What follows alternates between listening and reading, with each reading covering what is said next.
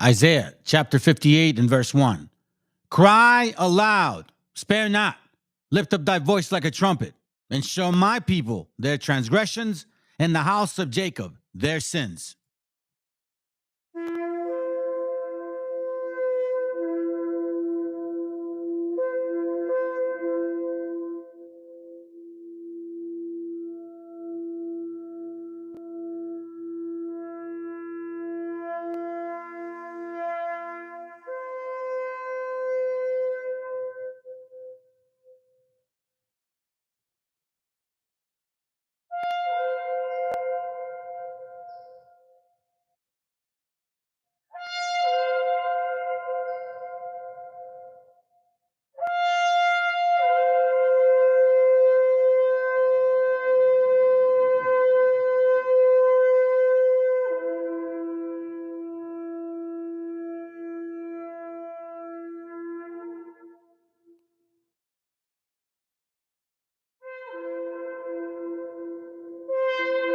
Copyright disclaimer.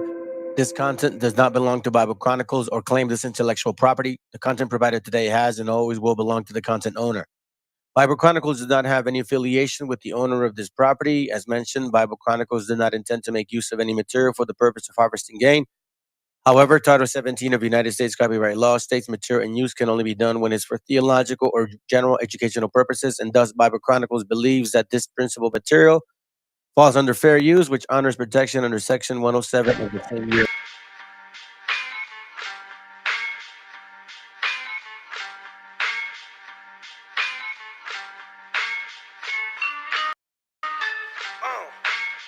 En la Plaza de Reyes, Black 50, soplón. Yeah. ¿Qué vas a saber? ¿Qué vas a saber tú? Oye, chibolito, faltomé.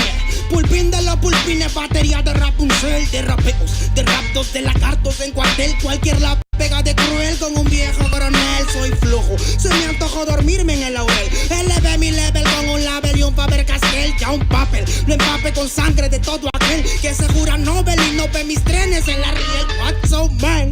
¿Por qué no sacan la tablet? Juro por mis aguas que no te hablo por las powers. Soy chinchado neto, búscame por pico sour y te voy a meter al centro loco como Beckenbauer. Escúchame atento mi pro, que estamos rompiéndole en pro. El negro de Plaza de Reyes como siempre rompe de este micrófono. Que quiere meterle como yo pero no puede meterle taco pro. Si te pensaba que solo era un gallo, déjame decirle que se equivocó. Real motherfucker feeling on the street. Es el Black Sheep, Black Sea Metal de Plaza de Kings. Motherfucker, soplón.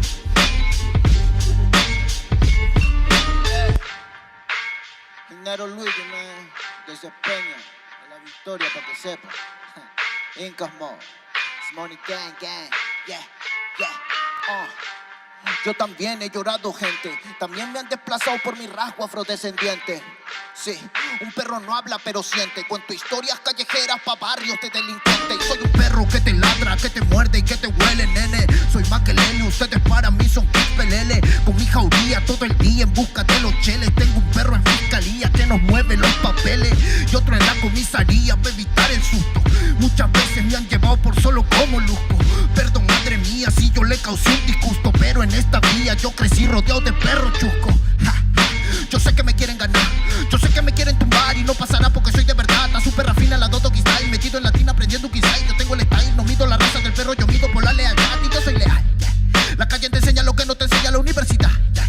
Saliste ese peña aquí con una seña, te tiran para atrás, yeah. La calle limeña aquí nadie la tenía, ya nada es igual, yeah. Tiene que respetar, yeah. Tiene que respetar, yeah. La calle te enseña lo que no te enseña la universidad, yeah. Saliste ese peña aquí con una seña, te tiran para atrás, yeah. La calle limeña aquí nada le doy, ya nada es igual, yeah. Tiene que respetar, yeah. Si yo soy tu papá, yeah, yeah, yeah. Es Incas Mob, negro, yeah. Es Incas Mob, nigga, yeah. Nero Luigi, man, Incas Mob, yeah. It's money gang, gang, gang, yeah. Hey, yo. Yango en la maldita casa. Me llaman pa' que les dé al menos una vez al mes. Se metieron al lago y olvidaron que era el mes. For everybody bless. La fama es una puta, me está llamando a las 3. Dile que llame después de las 16 y 25. Volví de la infancia de Abraham Lincoln. Con fuerza ya inco, luchando para salir del rincón. Letra callejera en CD Brinco. Under del under. los Andes. Mi cuerpo no es de madera como Dandy. Antes que me branden, yo seré la ola que los expande. Aunque esto me pique en la madera, no sirven ni para romper el ticket de un evento afuera. Loco por la carrera, desafían la gravedad. Yo espero tras la barrera y llego con la novedad. Niña, tú solo espera que ya encontré la manera. He visto bastante por querer lograrlo saltando escalones dentro de la escalera. La vida me puso al depósito, yo soy de púlpito pa' que el mundo conociéramos. De esta parte mejor interprete que paro de esta cordillera. Sin luz afuera, que el espectáculo es dentro. La calle es mi templo, tiembla el pavimento. Cuando yo me concentro, mis disparos son temas. La calle un poema, se siente desde cuando entro. Y a toditos estos drogaditos que creen que rapean, los regreso al centro de mi balcón. Yo he visto el clown de clown en la misma gestión, pero a la malla no llega el balón. Y para esta pantalla no soy el patrón. Yo ya me sé la cuestión y doy fe por cada renglón. Consciente de la operación del final de Mbappé con la edad de bufón. Veían una maldita casa, plaza de rey y papá. El Nero Luigi, Black Mental, hip hop peruano, rasgo en la maldita base.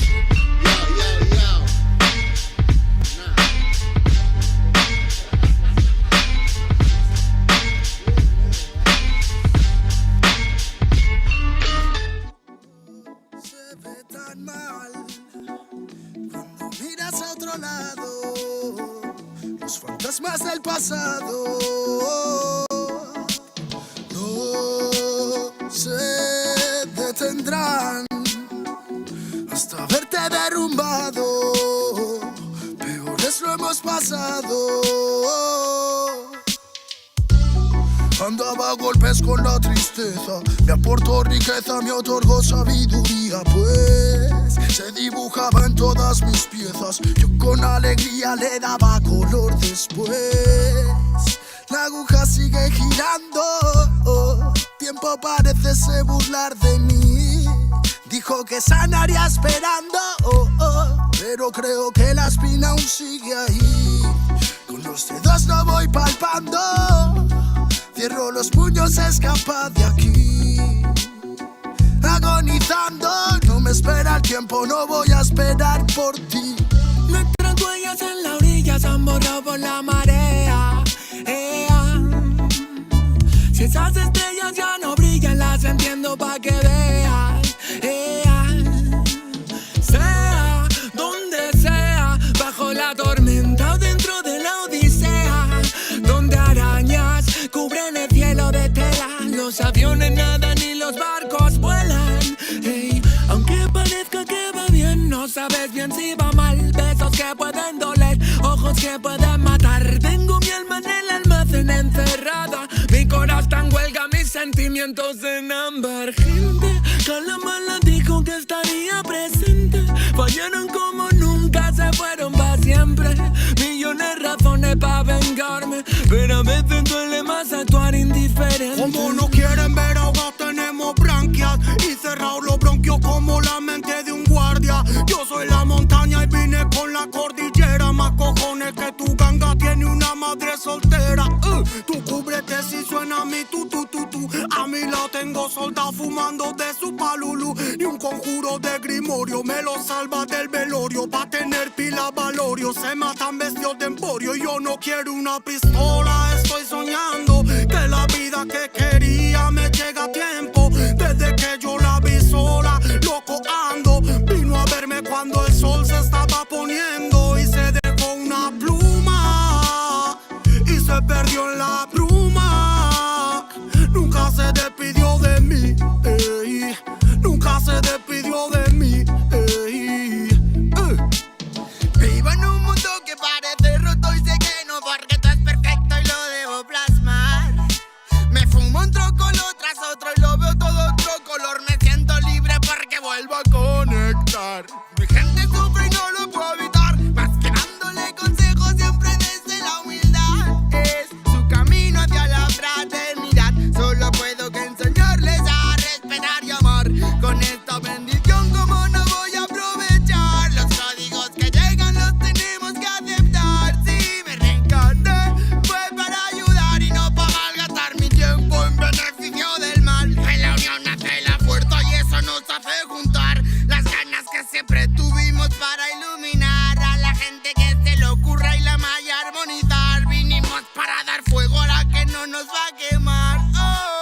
Arda y por dentro la llama, no puedo contener la ras. Churruscao el corazón, el armazón no puede llegar a pesarme más. Si abro la boca, tu tumba al suelo, me muelo a diario y sobrado de gas. Escupo ristas perfectas, paladas de versos eternos, no mueren jamás.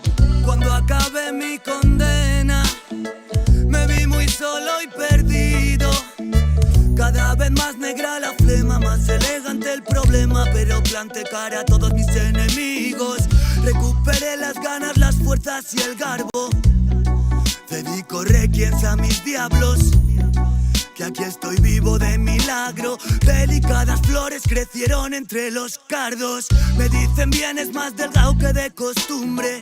Será de tanto que he bailado en el alambre, que a tanta pena es mejor no ponerle nombre. Llevamos la música en vena, nuestra sangre.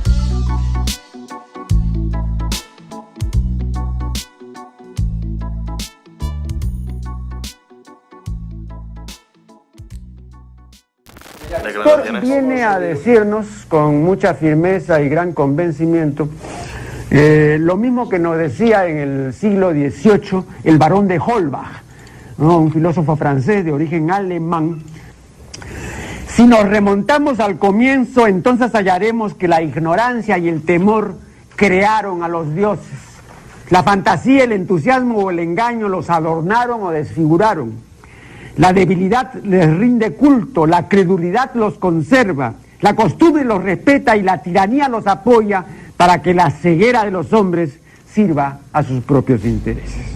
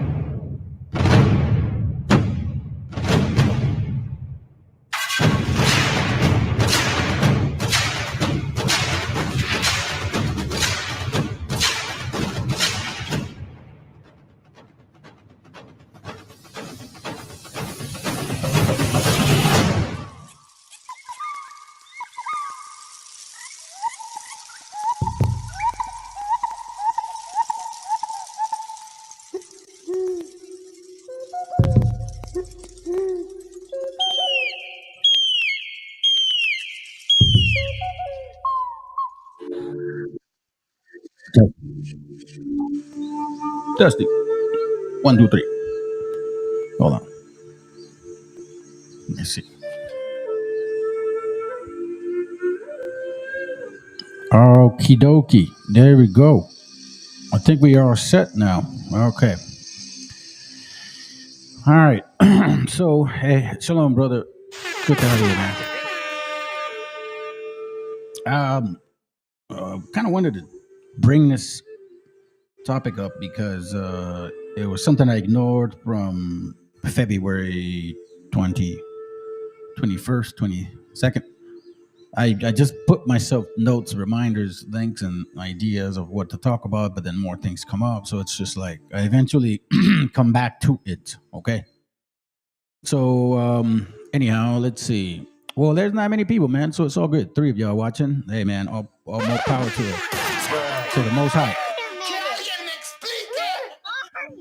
I know that a lot of you don't understand me whatsoever, which is probably why you don't ever link up or hit the link or subscribe, which is totally fine. Most of our people and people in general, they kind of want a streamlined effing message. When you throw them too much, it is what it is. But you know what, man? It isn't for the weak, because I bring classes up, and I was talking to a brother about this. I brought classes up in the past that still connect to what I'm doing now, and well, you know, it is what it is. But anyways, enough of that, man. I'm gonna try to clear this in a few shorts. So let's begin. I've been bringing out this book to y'all at least to remind you the 10 tribes of Israel historically identified, okay, by Barbara Simmons. Now, a lot of us, I think we ignore that. Historically identified. Historically. Let's make that very clear. Oh yeah, by the way, hold on. ¡Viva México, cabrones! And for you, okay. So anyhow, again, I brought this book out several times, and I've brought it out in many like pages at once. But every time I start a session, I want to read something to y'all, and we'll move on from the topic at hand. So on page 68, and I haven't studied Quetzalcoatl much, not gonna lie, but there is a lot of connections and similarities. So let's read this. The Mexicans expect that, or the Mexicas expect that Quetzalcoatl shall prepare the way for Tlaloc or Tlaloc as an adamant that shall fall from heaven and produce a new race of heroes, quote unquote. The Mexica paintings offered some representation of this flint called by Acosta Thunderbolt, giving it as it were birth to children, he says. The Mexicas, says Butorini, believe that Tlaloc was secretary of God, whom in his name wrote his laws amid lightnings and published them in thunder. Quetzalcoatl was also represented by the figure of Jolacoatl, which signifies lion of the humankind. Sorry, I meant this one. Then it says, other analogies extending to all the symbols mentioned above might be pointed out between the types of referring in the Old Testament of the Meshiach and epithets bestowed by the Mexicas on Quetzalcoatl. From the little that has been perceived of the life of Quetzalcoatl, it would appear, adds a commentator, that he was very anxious to verify in his own person some of the ancient prophecies relating to the Meshiach, or the Mexica, right? There's not much missing in his name, anointed brothers and sisters, and that for this purpose, he went about studiously performing certain actions by which they might appear to be fulfilled. Page 109, you can reference that later. Quetzalcoatl, they say it's he who created the world, and they bestowed on him the title of the Lord of the Winds because they said that when it seemed good to Tonecatupli, I'm trying to pronounce it properly, he breathed and begot and produced Quetzalcoatl. They created round tables to him without any corners. They said that it was he who was the Lord of the three signs which are here represented, and who formed the first man. That a Messiah is promised to the Jews, all agree. Therefore, now remember, we're reading something about the Mexicas, right? These are conversations that they're having between them. People that have taken the time to write stuff down. Eyewitness information. You know what I'm saying? People that have been there physically. That's why this book is called Historically Identified. The 10 Tribes of Israel, historically identified. That means they've used documentation, Ivy League documentation, which if you went to Harvard or any Ivy League school, you would be able to find this information. Or if you went to school in Europe and they wrote about this, or if you spoke French, they would read, they read these things. This is not BS. This is not Waboism. This is not BHism. This is not his Christianity crap. This is people that took the time and read what others have seen, and they themselves expressed it themselves and experienced it themselves. A very remarkable painting occurred. Hold on a second. That a Messiah is promised to the Jews, all agree. Therefore, in their prayer, they beseech God that he may come quickly. You know what I'm saying? But who is he? And when he shall come is much controverted. A very remarkable painting occurs in the Codex Borgian, and the Quetzalcoatl is represented as the sumptuous temple seated on the throne. A sword proceeds out of his mouth. We read that before, meaning fire. And an eagle is hastening to prey on the dead body slain by them under the throne. Above is the symbol of the sun, which half conceals the body of the lamb. Quetzalcoatl is again represented on the same page, and the act of sacrificing a demon to whom death seems ready to devour. A demon to whom death seems ready to devour. Now, that's not too far-fetched, family. And when we talk about the scripture that says, be not afraid of him that destroys the body, be afraid of him that destroys both the body and the spirit. Remember that.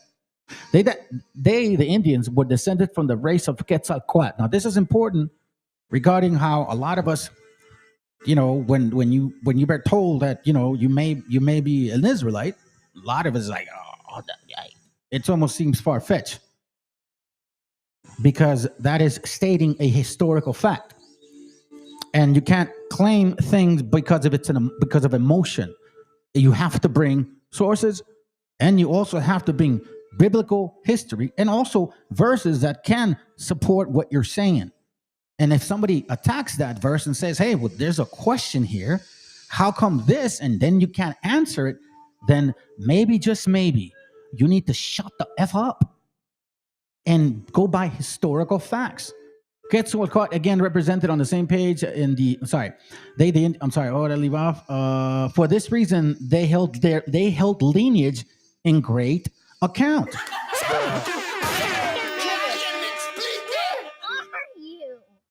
And whenever they chanced to be, they said, I am of such lineage. Again, goes back to do not take the Most High's name in vain, because that should be so-called, let's say, Joshua, Yahoo, right? Some people call them some other names. I don't agree yet, or even if I did, I don't know. I've never been a big person on the name, but as far as I can tell, and I'm not, no offense to anybody, but I'm reading the Paleo Hebrew, not the Yiddish one. So we also have to keep that in account. Anyways, and it says here, before the image, I am of such lineage, before the image of the first founders whom they called Votan, wood, and incense were always burning. Now, again, remember, these people are writing this stuff down. It doesn't necessarily mean that's that's a pronunciation, but they're trying to write as close as they can to whatever Votan is. Because I've heard some people talk about that person being in India, blah, blah, blah, blah. But there's so much questions in that shit, too, so it's kind of whatever. Holding up on roses and flint knives, partly covered with branches of the red rose trees, denotes the commencement of the suffering Quetzalcoatl. The subject of the plate is announcement of to Shemelcham that she should be the mother of Quetzalcoatl. In the singular, that this season is of offering an affliction from which, according to the beliefs of the Meshiachas, they were to be relieved by the coming again of Quetzalcoatl. All right, so let me see. Okay, should have nearly corresponded in its duration with the period which intervened between Adam and the coming of the Meshiach. Quetzalcoatl, according to the opinion of some others, received the appellation of Huitzilopochtli, I believe, from the beliefs of the Mexicas entertained. Now let's read this real quick. It says here, Rosales in his edited history of Chile declares that the inhabitants of extreme southern portions of America, situated in the distance of many thousand miles from New Spain, meaning Mexico, and who did not employ paintings or records events, accounted for their knowledge of some doctrines of Christianity by saying that in the former time, remember this, they had heard their fathers say, a wonderful man had come to that country, wearing a long beard, with shoes and a mantle such as the Mexicas carry on their shoulders. Basically a pancho or a gaban. You know what I'm saying? That kind of stuff. And who performed many miracles, cured the sick with water, caused it to rain, that their crops of grain might grow, kindled fire out of breath, healing the sick, and giving sight to the blind, and that he spoke with as much prosperity and elegance in the language of their country, as if he had always resided in it, addressing them in words very sweet and new to them, telling them that the creator of the universe resided in the highest place of heaven, and that many men and women resplendent as the sun dwelt with him. They say that shortly after he went to Peru, and that many in imitation of the habit and shoes which that man used, introduced among themselves the fashion of wearing shoes and loose mantle over the shoulders. So basically is where you get las sandalias que típicamente son de aquí, de las Américas. And then it says, and loose mantle over the shoulders, either fastened with a clasp at the breast or knotted at the corners. Now, we can continue to read these things, but if you continue to look, and again, we can take things for face value as of right now, but I'm going to tell you right now, if we're over here trying to claim if we're trying to claim you are those people, you cannot just go by emotions, and you can't go by color scripture, and you can't, because if that case, in John 3:16 is real.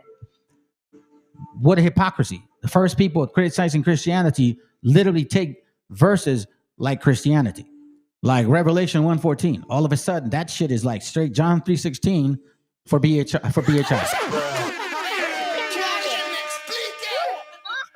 No, a matter of fact, let me read this last part and then we'll move on to it. It says here, not only that the Mexicans were acquainted with Isaiah's famous prophecy, but to mark their belief of the accomplishment of that prophecy in the person of a Quetzalcoatl, that they named him Tolplitzin, no less on the account of having been born of a virgin, the daughter of men. Then because another equally celebrated prediction of the same prophet declared that he should receive a name from that very circumstance. Isaiah talking about Emmanuel, you know what I'm saying? So, all right. No, okay, anyways. Sorry, fam. So anyways, all right. So let's move on. Again, this book is called The 10 Tribes of Israel, Historically Identified by Barbara Simmons. Now, I know that the title is technically this right here, okay? So I jumped into something else so I could show you. But it's Christmas Christian sinners, illegal freaks. That's what I call y'all. The nerve of you.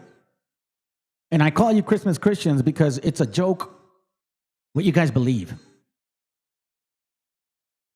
First of all, let's talk about the aggressive nature of Edom. Yes, you guys are most of those people. And I don't give a shit what you claim. You know, it's so funny. You can be scientific, think about going to Mars, supposedly went to the moon, but when we ask you, well, who are you according to the Bible?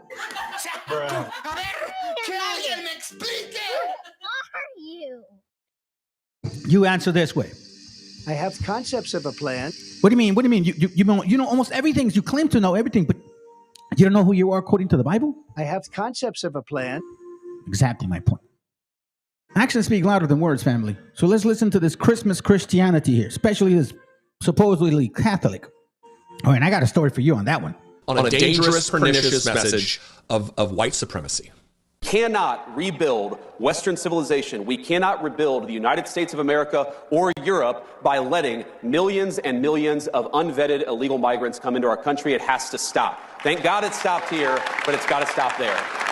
And a related issue, Mercedes, is you can't just stop it. You have to allow European peoples, and of course the American people too, to raise issues about it. Right. You have to allow free speech to debate this stuff. You have to stop doing things to the populations of the world. You've got to give the populations of the world the opportunity to speak up and say, no more of this BS. We want borders. We want sovereignty. We want to be able to speak our own mind in our own country. So there you have it. You have this Catholic, supposedly, right? Supposedly Catholic. Seriously, he's the one that probably, they say, I don't know, after he visited the Pope, the fucking Pope died, man. For us, that sense. So this Christmas Christian, same-sex addict, which, again, you're a cross-dresser, dude. Like, you know what I mean? You like men in secret.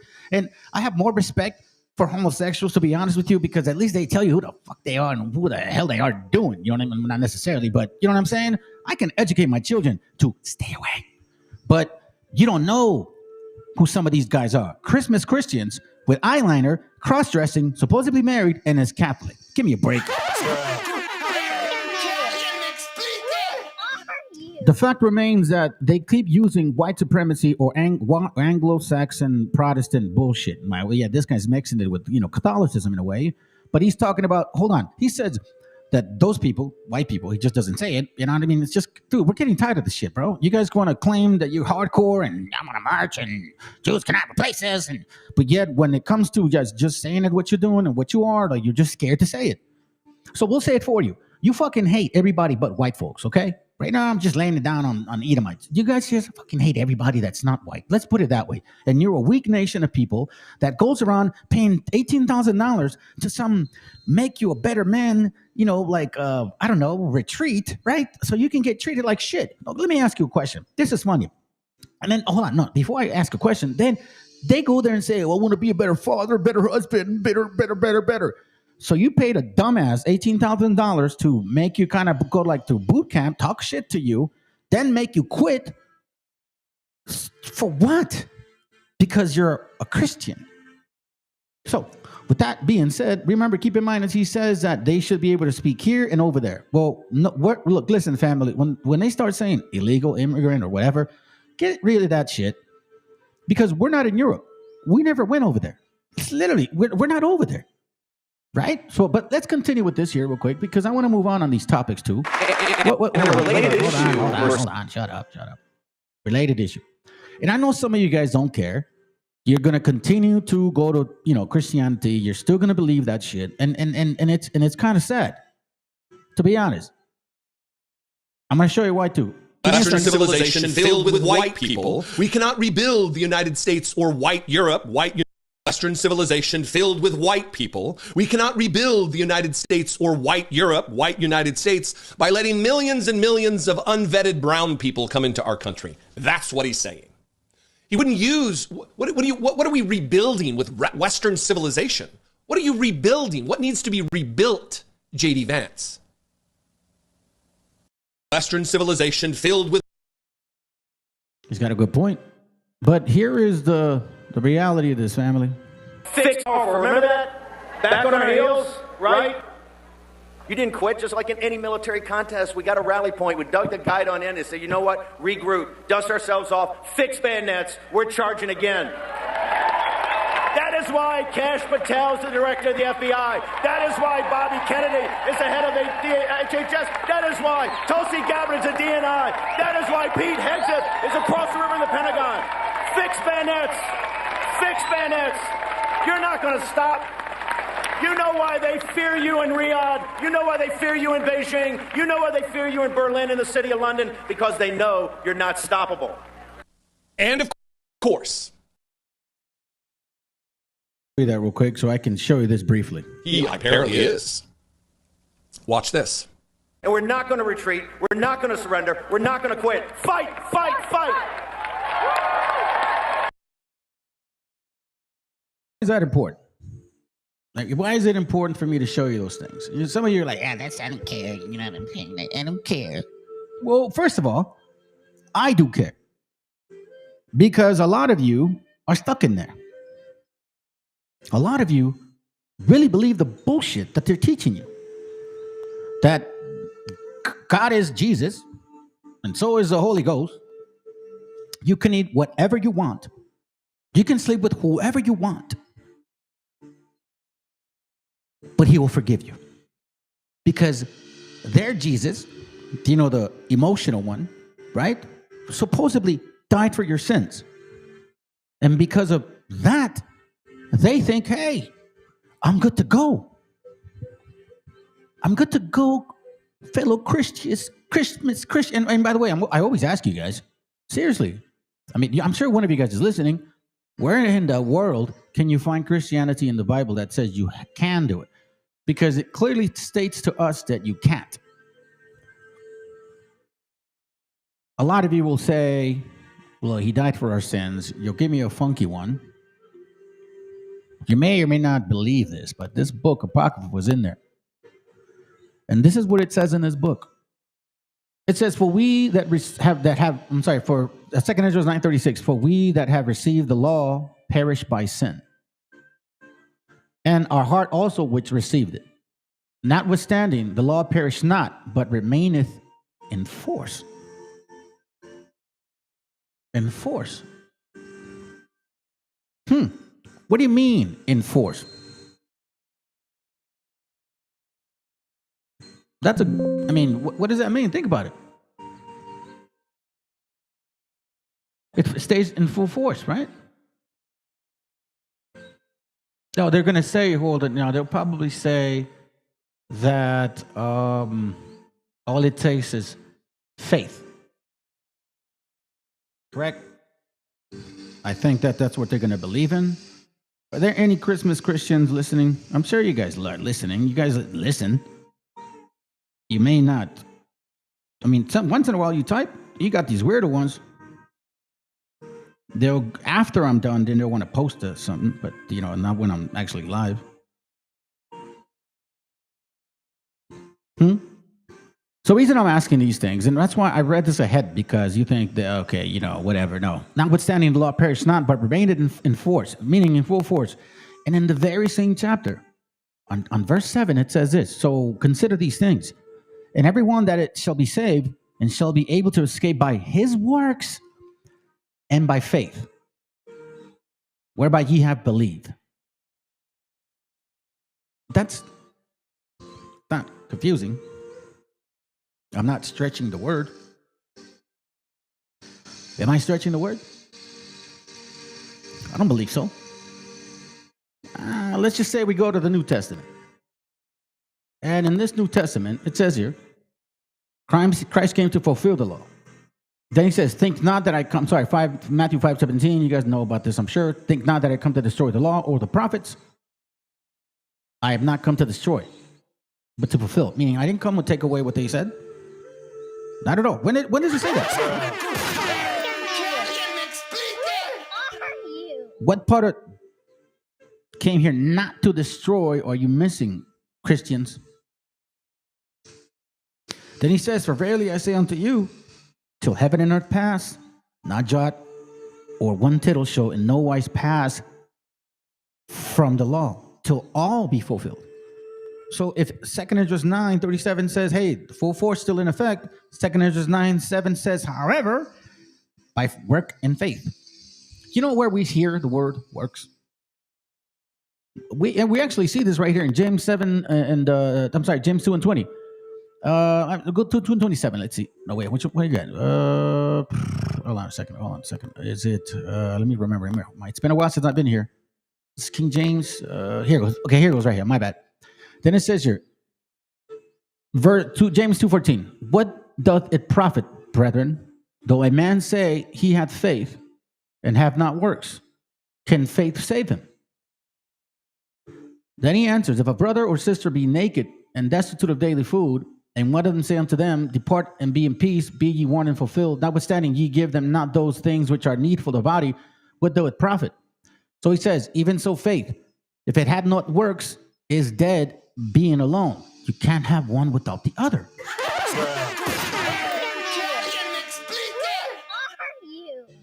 You know, the scriptures talk about do not have any hate towards yourself. So let's put it this way, fam. If we were in power, so to speak, right, and you have hate towards the enemy, that shit is on you, and you will be destroyed. I've said it in this channel before, and probably several times. Every nation had its chance to fucking repent, but most of y'all don't have the spirit. Luke 24:44 says this to support what we've just read here, because a lot of you, for some weird reason, and I don't know why, you can confuse with some of the stuff Paul talks about.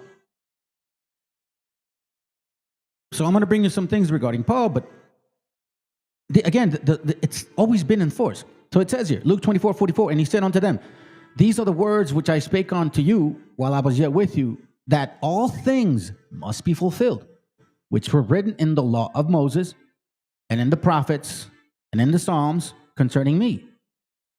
Now, you guys say that, he was not teaching out of the Old Testament, and that he was not teaching based on the prophets. That's what you're talking about. Then it says here, seriously, let's not be stupid, man. Here we see that he was talking about the laws of Moses, the prophets, the Psalms. What does exactly the Psalms say? What does Psalms say? Psalms 147. I'm sorry, 147, 19 and 20. He says, he showed his word unto Jacob, his statutes and his judgments unto Israel, Yasharal. He had not dealt so with any nation. And as far as his judgments, they had not known them. Praise ye the Lord. Now, this is in Psalms 24. Luke 24:44 says this, that he taught about the Moses laws, prophets, and in the Psalms concerning himself. So yeah, I don't know exactly what you guys are missing. I mean, we're talking about written in Moses, prophet Isaiah, in Psalms, broken bones. You know what I'm saying? We see these things.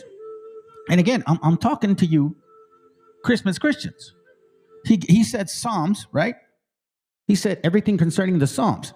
You guys say that Jesus, the white looking one, supposedly, he didn't come to do that. You guys, I don't know. I mean, I don't understand exactly what you're saying. But then you say, oh, well, he taught the 10 Commandments. But you Christmas Christians don't follow none of that shit. Because, again, we're going back to Psalms. He's talking about Psalms. So if the Messiah was talking about Psalms, what else did he say in Psalms? What does Psalms say?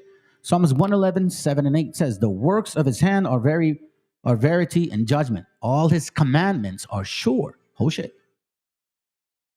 Commandments? Hey, what's up, Meshi? Nice to have you here, sis. My bad. The screen was down. Then it says, they stand fast forever and ever. What? Come on, man. What are we, stupid now? God said everything's clean now. Yeah, Peter. And can't explain it, though. If that case, then eat worms, dumbass. If that case, go eat a cricket. Go eat a bug on the floor. You know what I'm saying? Eat a fly. If he says everything's clean, what's holding you back? Again, Matthew 15 talks about not what John wanted, nothing, period. Nothing has changed until everything is fulfilled. And he says, until heaven and earth pass. It hasn't passed. So why are we ignoring what Psalms 111 and 7 talked about? Because it says here that the law, commandments, judgments stand forever and ever and are done in truth and uprightness. Not one jot, not one tittle. Let's put it this way. He even reminds you, Christmas Christians, because you claim we're told that the New Testament is fake, that it's not real. But if you have the spirit to understand it, then you see that it's never telling you not to actually keep the commandments. On the contrary, mon frère, it reminds you to. Revelation 22, check it out. Revelation 22, 12 through 14. Again, and behold, I come quickly, and my reward is with me, to give every man according to his work shall be. We seek works and faith. James talks about if it doesn't have works, if faith without works is dead. Like, for example, I can't tell you I love you, and all of a sudden I act like a piece of shit to you. That's not love. That's faith and works. Like, I truly do care, and I'm going to do everything to show you. That's fake faith and works. So again, you obviously are missing the point here.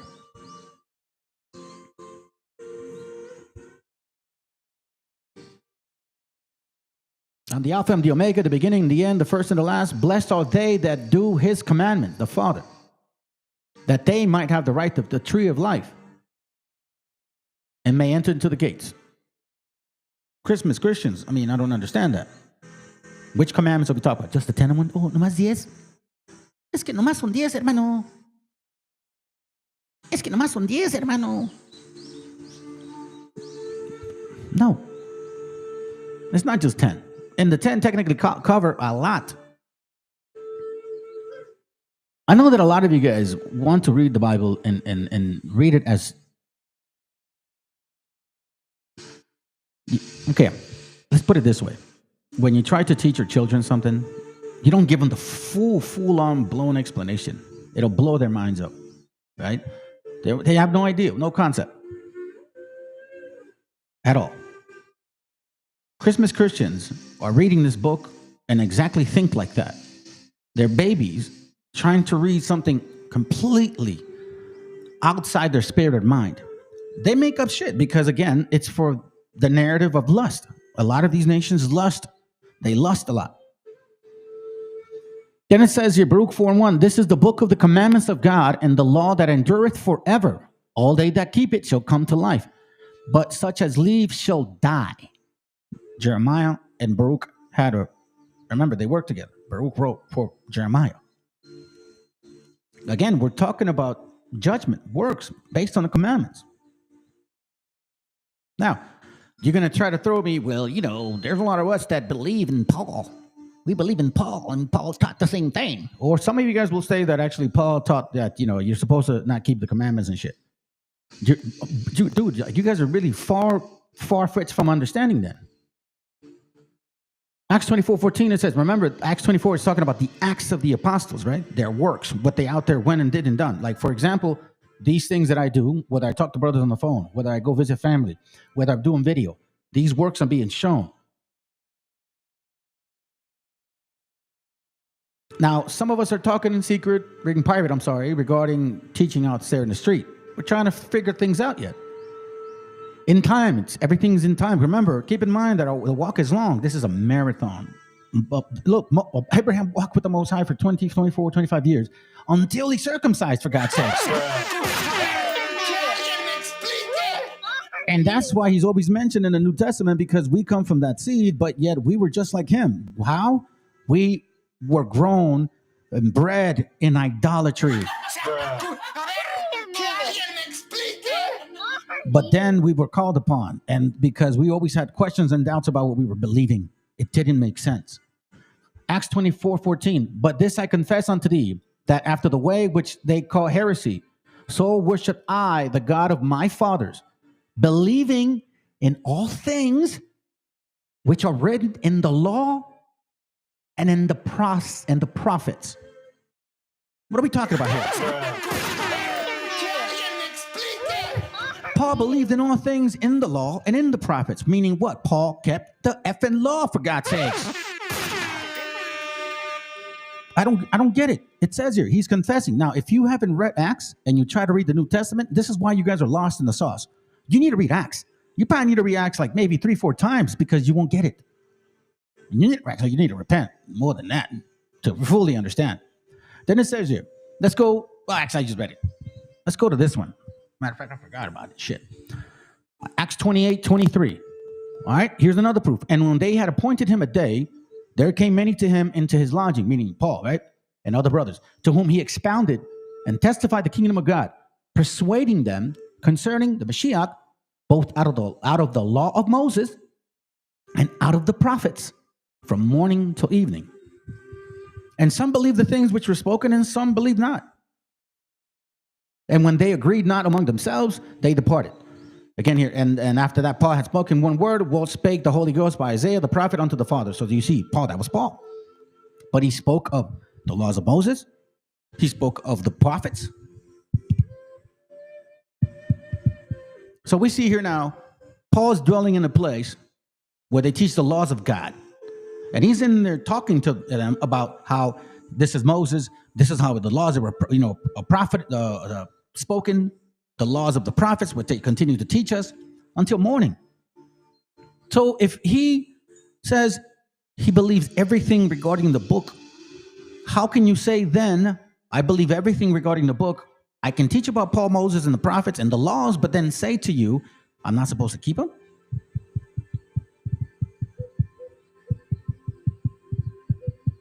When would that happen? When was that happening?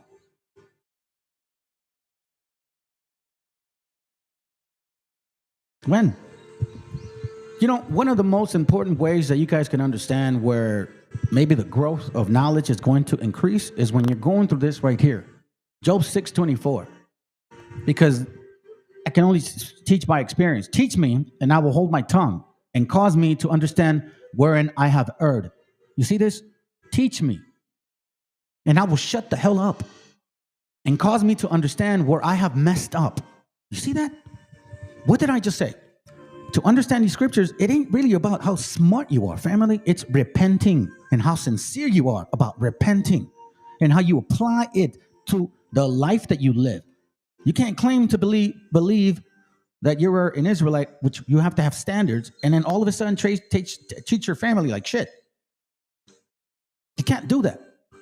You can't say that and all of a sudden hate your nation, your gente. You can't do that. What's wrong with you guys?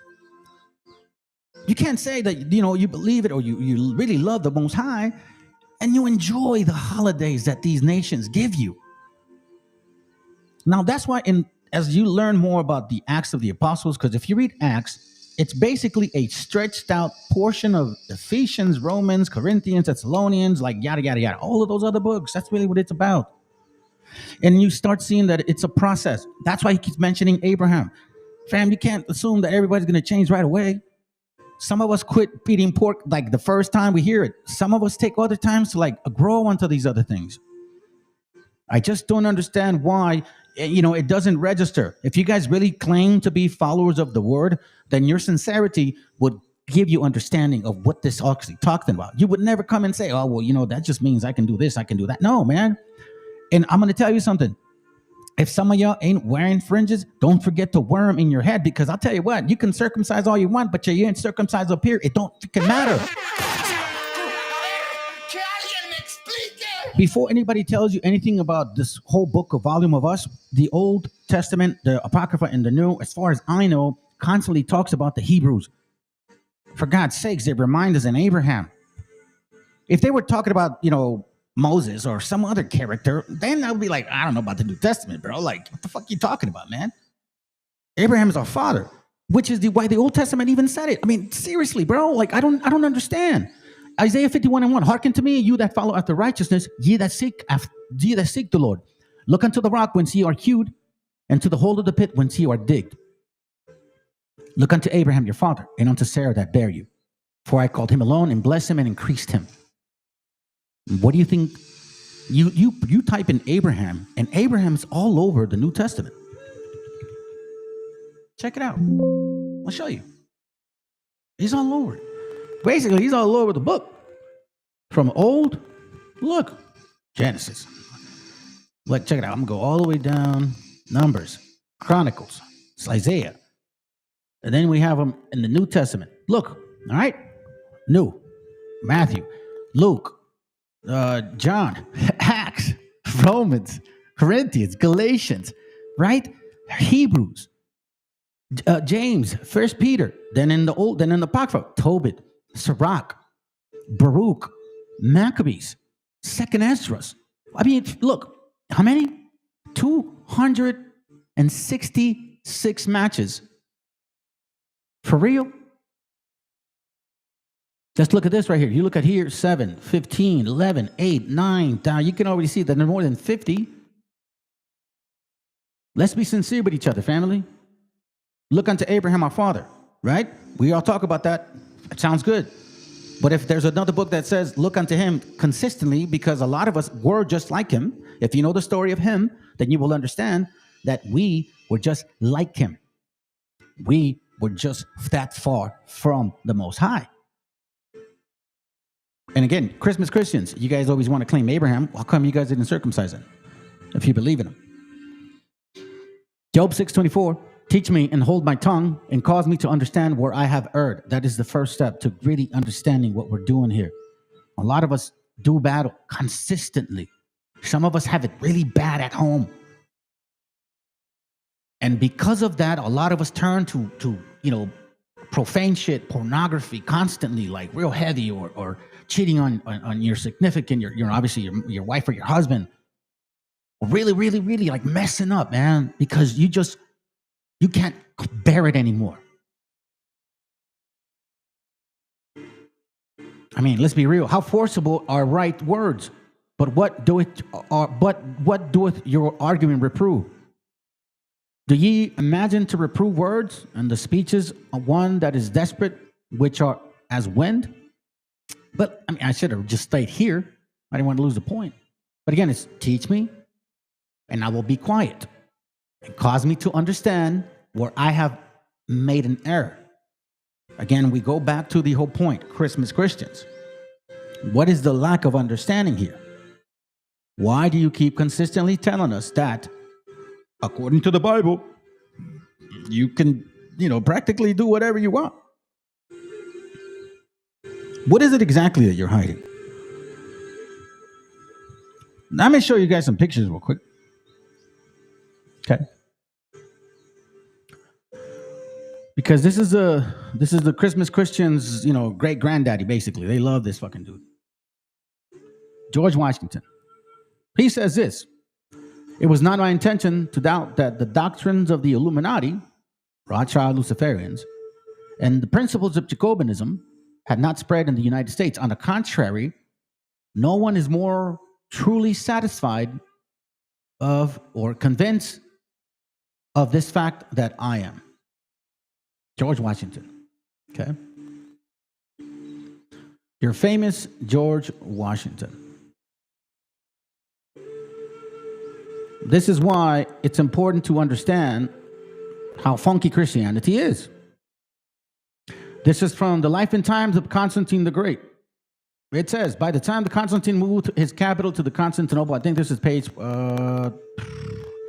418. Yeah, I was going to say 421, but it says here, by the time Constantine had moved its capital to Constantinople, the Christian church had become a major force in the empire. Other mystery cults, hold on a second. Remember, keep in mind, and I'm going to show you a video too, that Christianity, this Christmas Christian doctrine and shit, was based off Mithra and a mixture of a bunch of crap, literally. Right? Cults such as that Mithras were losing their faith to Christianity because the Meshiach's message was not much different. And besides, it had, in this case, they call him Jesus Christ, whatever. So it had the support of the emperors himself. Now it says, although Constantine could not employ pagans in his high places, and two prominent pagans, the augur Sopater and the high priest Praetextus, participated in the Constantinople's dedication ceremonies.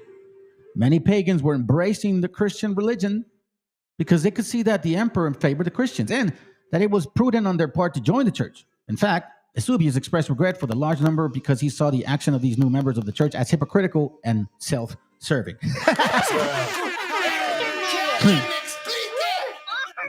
I mean, for real. Yo. Has it changed? Anyone bit? Now, I'm not done with that yet. Not done with that yet. Let's see if this is also clear. So check this out. This is on section. I think this is the next page. All right, my bad. Same book. It says here, the style is unmistakably Constantine. The prayer is also clearly worded. No pagan soldier. Remember, Romans. Remember, Christmas Christians. This is what you love. You support this shit, and all you sellouts too. Y'all love this shit. Even though they're deporting your funky asses, even though you're supposedly Christians like them, they're still deporting your asses. You're not Islamic. You're not Muslims. You don't believe in that shit, but yet to them, you're an immigrant. Why? Because you're brown as hell. Because you look like me. Because you're a beaner. Spit wetback. I mean, that's what now, let's be real, man. That's what these Edomites are about. Bro, they hate the other nations except themselves. Actually, no, they do hate themselves. They're just selfish as shit. As a group, they hate everybody else. But when they're alone, they got to hate somebody, bro. So they hate themselves dearly.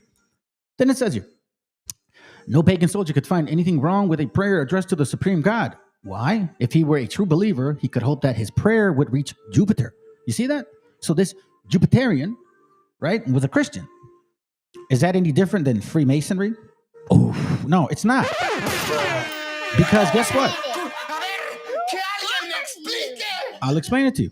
In Freemasonry, you could be Islamic, you can be a Jew, so-called, you could be a Christian, you could be, like, I don't know, a Hindu, whatever. It's pretty much the case. If he was a Christian, he could certainly hope his prayer would reach the Christian God, since often the church hymns, the term celestial king was frequently used. In spite of the strong attachment to the Christian religion, Constantine did not forcibly eradicate the old gods. Oh, really? Why do you think you guys have statues of demons and weird-ass ogres and flying, what do you call those things, like in those castles over there in the old times? I mean, you walk in one of these churches, bro, they got some weird-ass shit. Although Eusebius, in his Life of Constantine, writes that he alone brought every multi-god error, he dutifully quotes in full the text of an edict addressed to the governors of East, in which Constantine clearly affirms the principle of religious freedom, had his first set in Milan. Let no one interfere with another. Each should do what his soul wishes. Hey, I think somebody had said it earlier, bro. You know what I'm saying? I think it was you, Joe. I think it was you or Dan. One of y'all had said something about that they believe in not works. Like they totally believe in just. Es que tengo fe, hermano. It's because I believe. It's because I believe. Right? Still responding to the teachings of the church against sexual laxity. You see this? Hold on. Let's read this again. Let no man interfere with another. Each should do what his soul wishes. You know who else will read that stuff? Each should do what his soul wishes, right? Wisdom of Solomon, right? The wise one. He clearly said what they were going to say. Check this out. Wisdom of Solomon 2:1. Now, let's not forget the point here. Let no one interfere with another. Each should do what his soul wishes. Remember that, right? Wisdom of Solomon 2:1. For the ungodly says, reasoning within themselves, but not all right. Our life is short and tedious. And in the death of the man, there's no remedy. Neither was there any man known to have returned from the grave, right? For we are born all adventure, and we shall be hereafter as though we have never been. For the breath in our nostrils is as a smoke, and a little spark in the moving of our hearts. Then it says here, which being extinguished, our body shall be turned into ashes, and our spirit shall vanish as the soft air. This is why the heathen do not believe in regeneration, present, past, future. I've been through this so many times, family. So have you. Many have. That's why we're back again. And our names shall be forgotten in time. This is why this shit matters, man. A lot of us, I'm telling you, man, a lot of us are in pain. A lot of you brothers know what I go through on a single daily basis. But again, I could have said really within myself, you know what? This is one time black man. What the hell do I care about this imaginary thing? I don't care, you know, blah, blah, blah. But I'm going to tell you what, I have this deep fear in my spirit that tells me don't listen to those fucking voices that you hear sometimes in your head, to just let it go. Nah, that's what keeps me in line. However, these ones don't. Which being extinguished, our bodies shall be turned into ashes, and our spirit shall vanish as a soft air. Remember this. Remember why it says, let no one interfere with another. Each should do what his soul wishes. So watch this. Our name shall be forgotten in time, and no man shall have our works in remembrance. You see that? No man shall have our works in remembrance. So a lot of you guys, a lot of you heathens do not really care about the fact that there is a book out there written about your lives. And our life shall pass away as a trace of clouds, and shall be despaired as a mist that is driven away with the beams of sun, and overcome with the heat thereof. So, like, it doesn't matter that we were here. So check this out. For our time is very shadow that passeth away. After our end, there is no returning. For it is fast sealed, so that no man cometh again. Check this out, family. Okay? So again, we're reading where Christianity, Christmas Christians come from. Their belief, right? Let no man interfere. Excuse me. Demons trying to tell me to shut up. Let no man interfere with another. Each should do what his soul wishes. Wisdom of Solomon 2 and 5. I'm sorry, Wisdom of Solomon 2 and 6. Come on, therefore, let us enjoy the good things that are present. Let us use speedily the creatures like as in youth. Let us fill ourselves with costly wine and ointments, and let no flower of spring pass us by. Let us crown ourselves with rosebuds before they be withered. You see that? Crown yourself as if you're some kind of king. Let none of us go without our part of voluptuousness. Don't tell me what to do. I believe in my faith. Leave me alone. But now the same Christmas Christians want to implement some type of Christianity that they can't even fucking answer themselves. Let us leave tokens of our joyfulness in every place, for it is our portion. Our lot is this. This is their doctrine. Do as thy will. It's sexual depravity, and a lot of this has to do with Kabbalahism.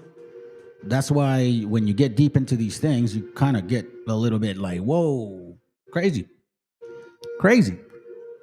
Because you realize, like, hey, man, so what you're trying to tell me, exactly that these demons have been lying to us for some time?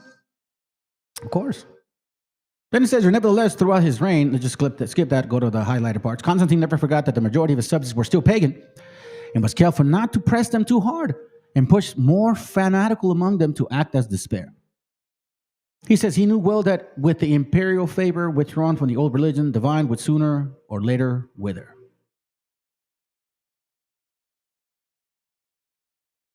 That's Christianity for you. That is your root. And you cannot deny these things whatsoever. So now we take Christmas Christianity, blended with Jacobiism or Nisms, Kabbalahism, Freemasonry, all of that crap, because I've been talking about this for some time, you know what I'm saying? You start considering all these things. Then you go to mine in regards to what, this says right here. So I remember I brought this book out before. There's three main religions right now. Judaism, which teaches and goes through the Talmud, Kabbalahism. Islam, which also has roots of and still believes in the Talmud. They take a lot of portions out of that shit. And Christianity, which basically without the Kabbalah and the Talmud, they really don't they can't do much, right? So we're talking about a so-called three powerful religions. Now, Jews and Muslims in British colonial America. So let me show you this real quick. I'm gonna show you this real quick. I want to show this book briefly. I've showed you this before, but it's like a blend of hypocrisy, you know. And again, family, we can't sit here and get confused. We can't sit here and get confused by the different type of nations with their different beliefs, all convoluted. That is what they love, to confuse you. It says here, we postulate that many of the initial colonists were of Sephardic, Jewish, and Muslim Moorish ancestry. All right, we read that before. And it says here, this is page 1.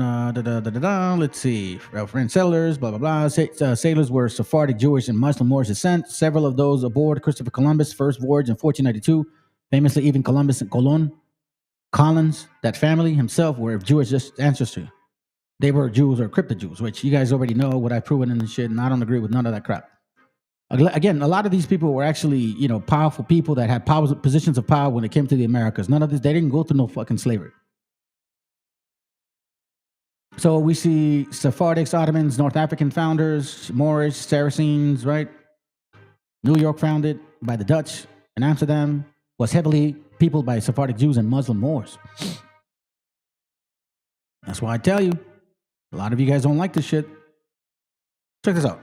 That's why I'm bringing Christianity, their fake stories, and I'm also bringing George Washington and these WASP and all these people, because again, it's about understanding what their job is. The more they make you doubt and who your creator is, the easier it is for them to confuse you.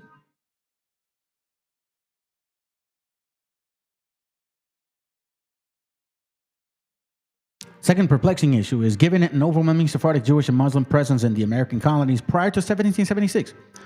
The reason I'm reading this to you is because remember, don't they sit behind this fucking year all the time? They're like, oh, 1776, you know, the Declaration of Independence. It was all because of white people. Shut your ass up. It wasn't. It was several. That means you guys don't read Psalm 83 then.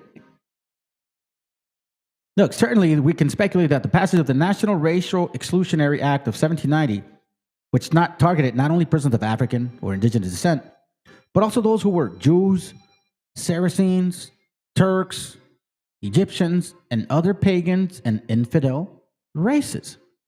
You see, family, what we thought we knew is not what we thought we knew. Now, in this book here, the reason why I bring this out is because in this book, we see here the mother of Patrick. This is on page 6. I'm just going to look for this name. The mother of Patrick Henry, according to the diarist William Byrd, was a handsome woman of the family of Esau. Oh, shit.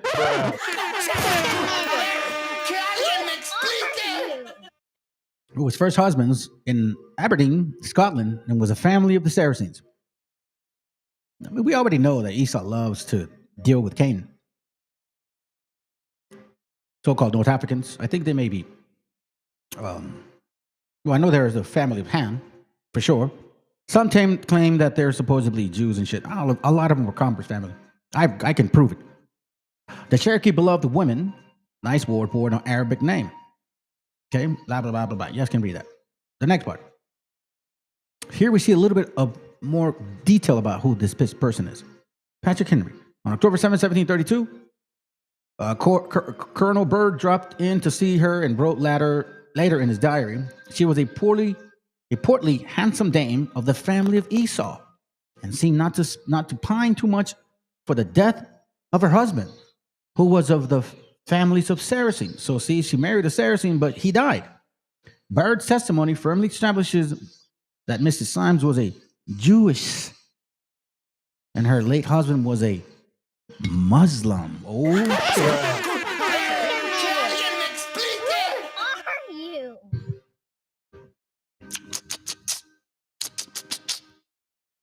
1736, family. Do not be fooled by these racist pricks. They got no power over us anymore. They could use the law, government. That's what these Edomites are doing. But that's all they can do. And again, this is me just referencing the Jews and the Moors in Spain. You guys remember we talked about Jews and Moors, right? This is extremely important to us because I have here a picture of this Kabbalist, H.P. Blavatsky. Everybody knows. Oh, yeah, I'll give it to you, sis. Hold on a second. What up, brother? What up, man? How you doing, bro? Yeah, good stuff. Regeneration, big bro. What do you just describe is reincarnation. There's no reincarnation in Yahweh's law, statutes, and commandments. Reincarnation is Indian stuff. So we live once and die and shit. That's kind of what you guys believe. I don't. I mean, I keep seeing it over and over again. So I guess we're not back here repetitively or past, present, future. Ecclesiastes 1 talks about that. Everything is in its time. That's why when they say, you know, the world, too many people and all that, nah, everything's in its balance. I mean, I don't know. If you look at the Hindu belief, they have a thought process of it, but they call it the 7 levels of man. So it's not the same concept. I think they believe that you can be a dog or a cow or a bug and shit, or some crap like that.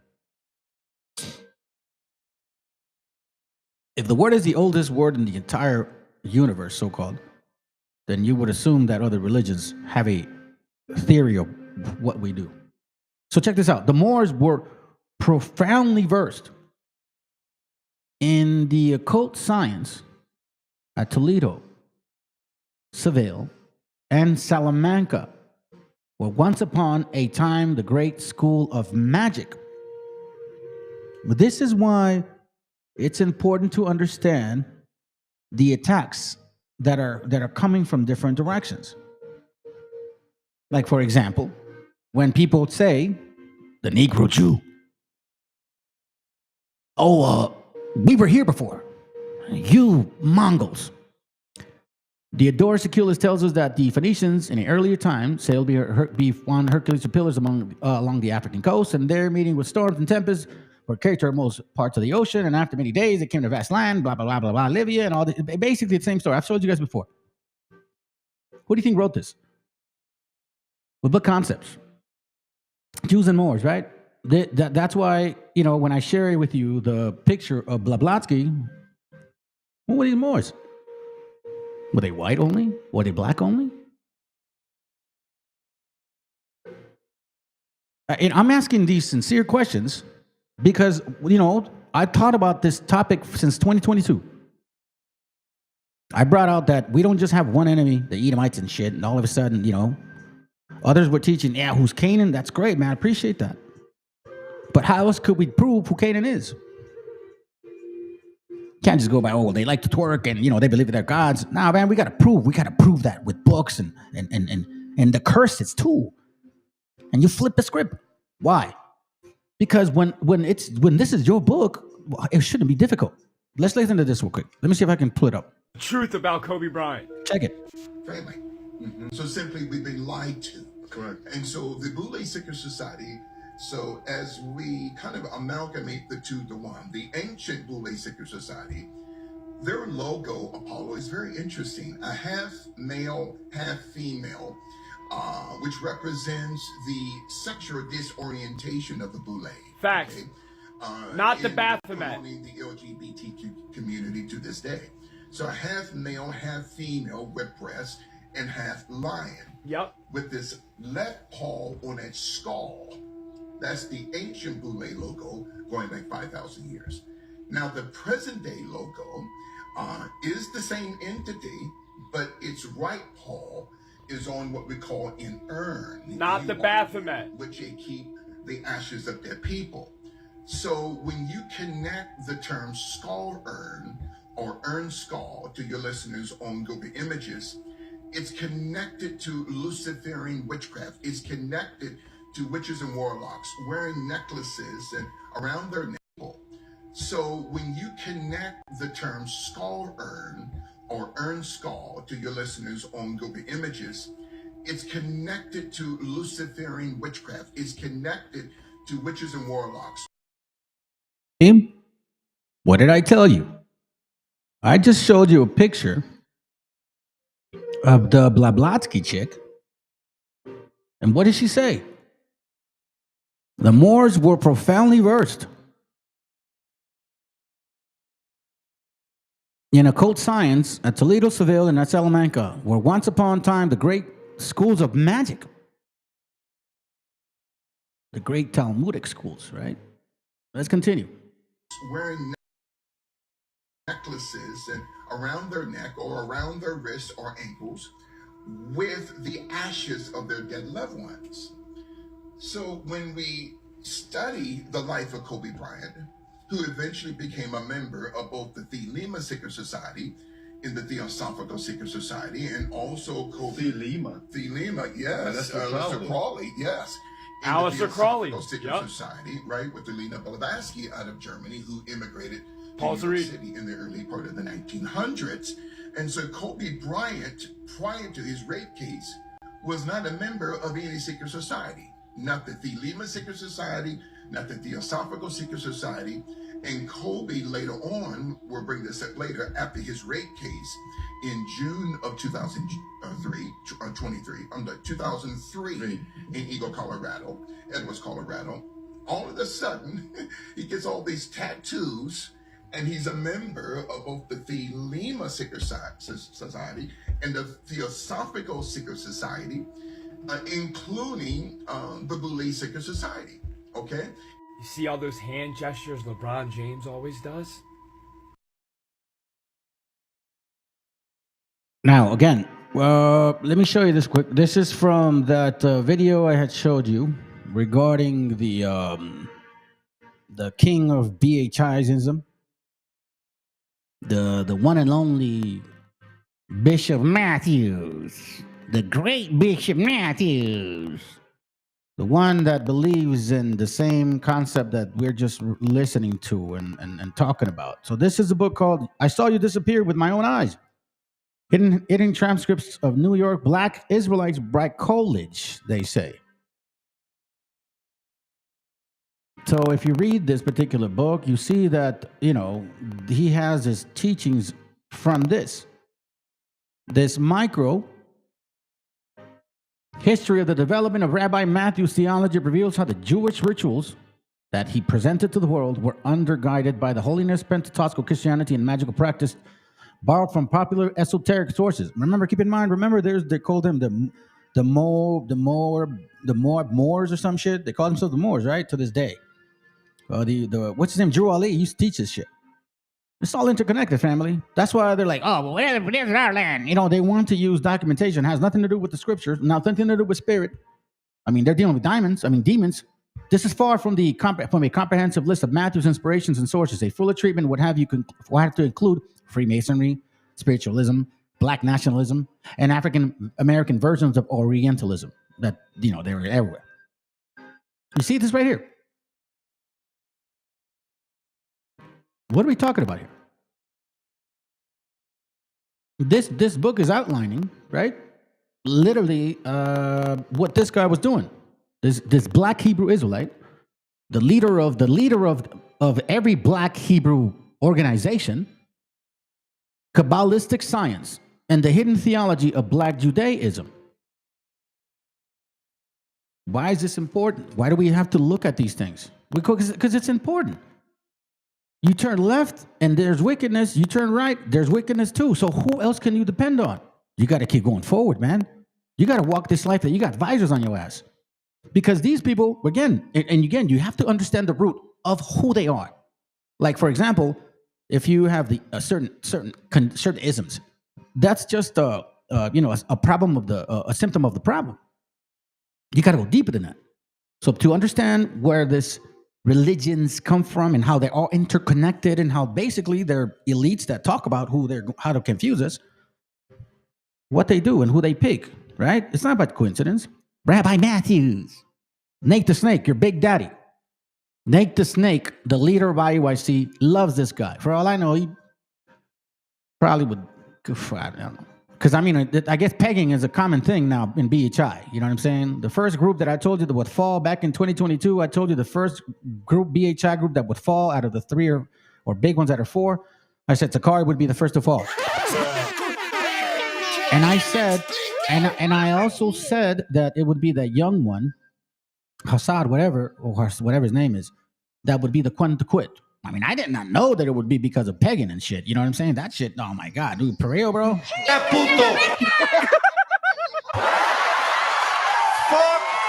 that puto. No offense to the putos, you know what I'm saying? Rabbi Matthews used the Lawrence writings to create magical rituals and a Hebraic creed that allowed him to be filled with the Spirit of God, supposedly. Matthews based what he called his Kabbalistic science on the most popular of the Lawrence books, the 6th and 17th book of Moses, a manual of magic that claims to divulge the Kabbalistic secrets of the ancient Hebrews. The work purports to be a collection of ancient Hebraic sacred texts, diagrams, incantations, and prayers attributed to Moses, and other biblical patriarchs. You see this right here? So he needs incantations to be a Hebrew? Oh, that's gonna hurt.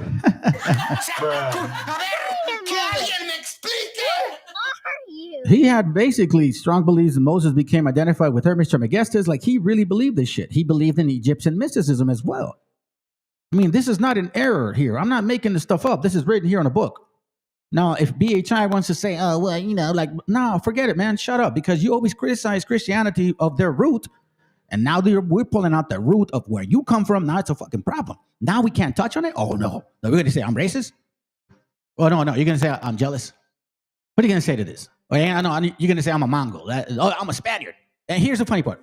For you so-called BHIs that come to my channel and call me a Spaniard, you're the same dumbass mofos that believed you ruled Europe from 711 AD through 1492, because then the white man kicked you out. And then supposedly, right? So if how the F can I be a Spaniard if your ass has been living in Spain for more than 700 years? That was stupid, bro. Like, seriously, this is why you're dumb. Because the incantation is eating your spirit of understanding, and it's making y'all stupid. Yes, I said it. Black Israelism has a Kabbalistic root, and the only way y'all grew was also through fucking magic, okay? The same way Edom loves to work. Y'all criticize him. Hey, listen, when it comes to religions, it doesn't take two to really misunderstand. He calls them El Akkad. And by the way, this is Yiddish. This is not Paleo-Hebrew, family. Okay, so let's clear that up real quick. This is Yiddish. It's not Paleo-Hebrew. But here, the point being is that he does an incantation, right? Apparently, there's a specific diagram that you have to build in order to induce these spirits to help you, right? Like, that's technically what they're talking about. It's like the Kabbalistic science, so to speak. The two amulets shed light on Matthew's esoteric theology, part of the secret knowledge at the heart of his black Israelite belief. Matthews wrote several phases in a fractured Hebrew on diagrams, the top one of which can be translated. Rise and give me good luck. Just follow the medicine line. The Hebrew can be translated. Within the 8th figure, you should give me life. The bottom part says the 8th God should be my father. And the 8th God, my father.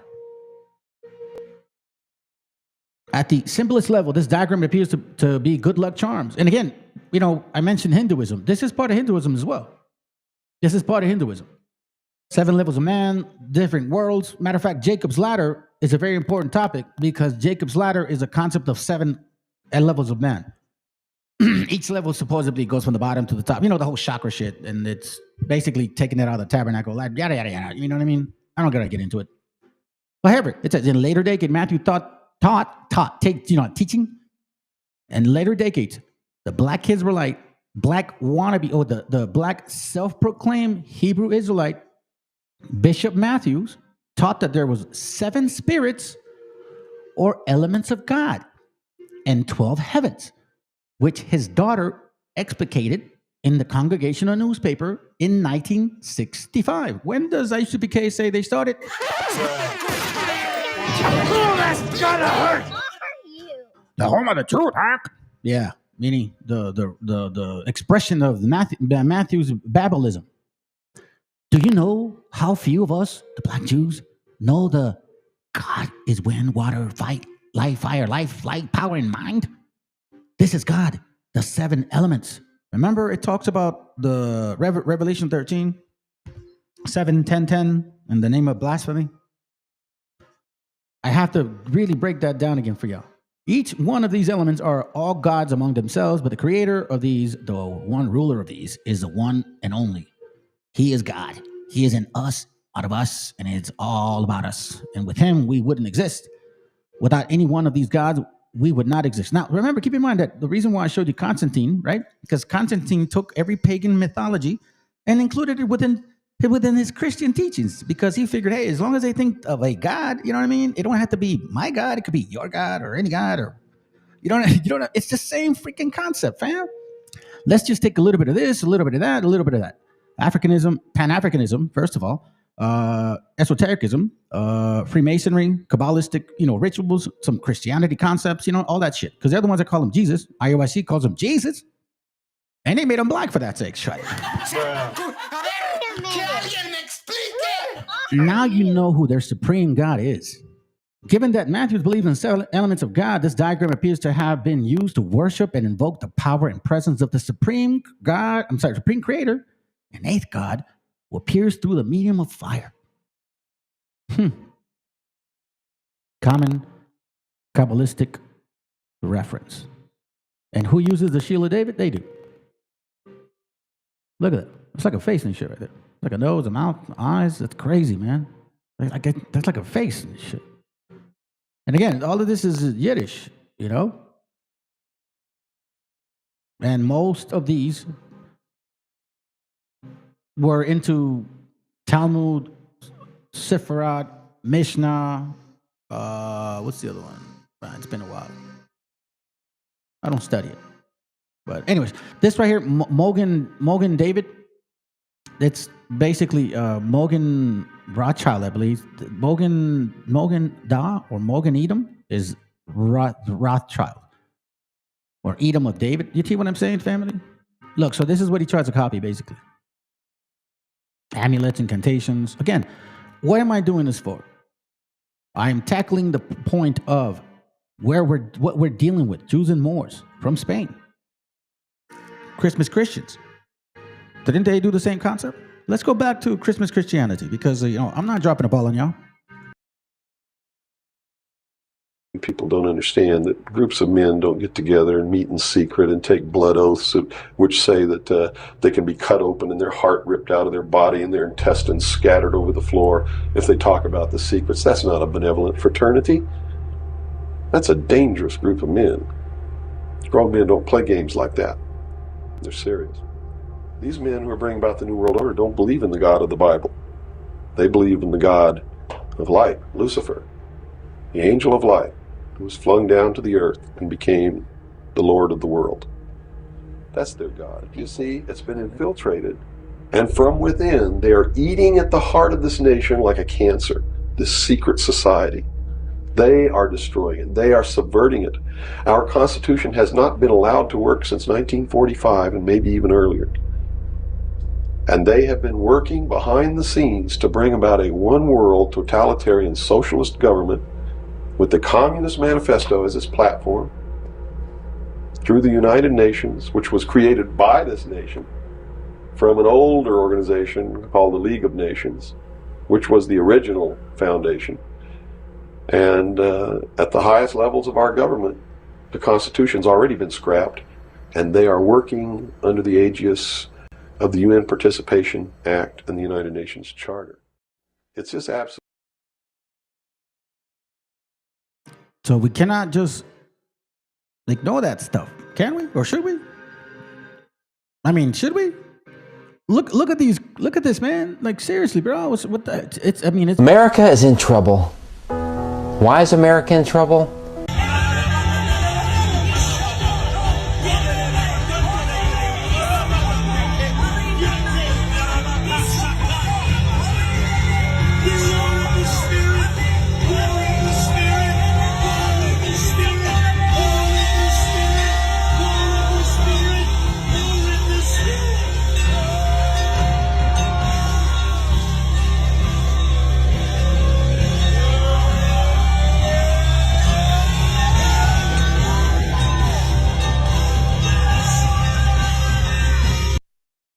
What in the world? Hey, somebody said when you leave a third grade classroom completely unsupervised.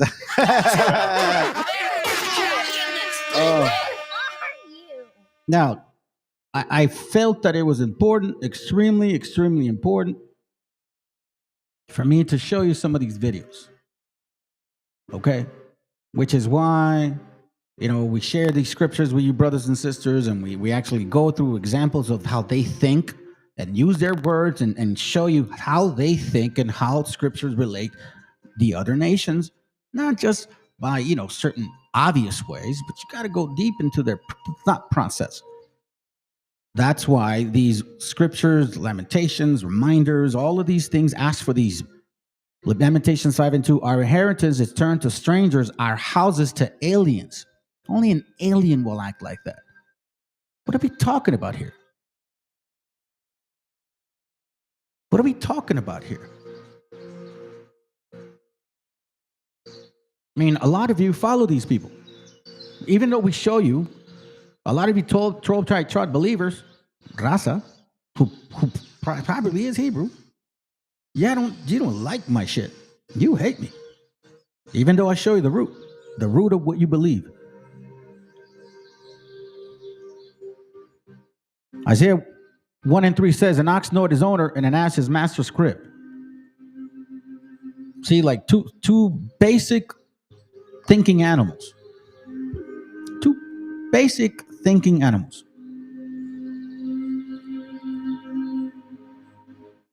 See? Two basic little ones. Now, don't get offended. I think it's important. We're going back to the beginning. I mean, let's put it this way. If you didn't know these things, right? If you never knew this, and if your spirit never knew this, then you would never remember this. So if you would never remember this, I mean, it would only make sense that I only lived once. But if I remember this, then it must mean something, because then where did it all go wrong then? I must have been here before, or else why am I paying, or supposedly? See, these questions have to be answered, because a lot of us do wish upon goodness for the nation. Ezra 9 and 8. That's why in the old book tells us these things. Old Testament, Torah, however you want to call it. It says, Ezra 9 and 8. And now for a little space, grace had been showed from the Lord our God. Grace. We do find that. To leave us a remnant to escape, and to give us a nail in his holy place, that our God may lighten our eyes and give us a little reviving in our bondage. So when you start looking and seeing what these nations are about, you get the root of BHIism, and you're like, okay, well, hey, I might have been confused there, but at least I'm not confused anymore. With Christianity, well, I just gave you the root of Constantine the Great, the pagan man. The pagan man.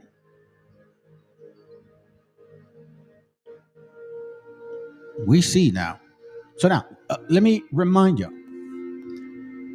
why I did this kind of process. Because we talked about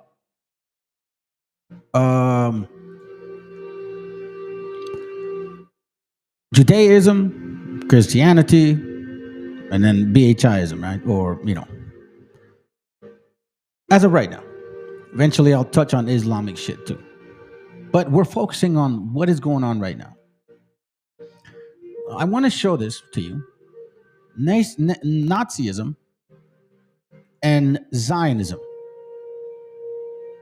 Okay?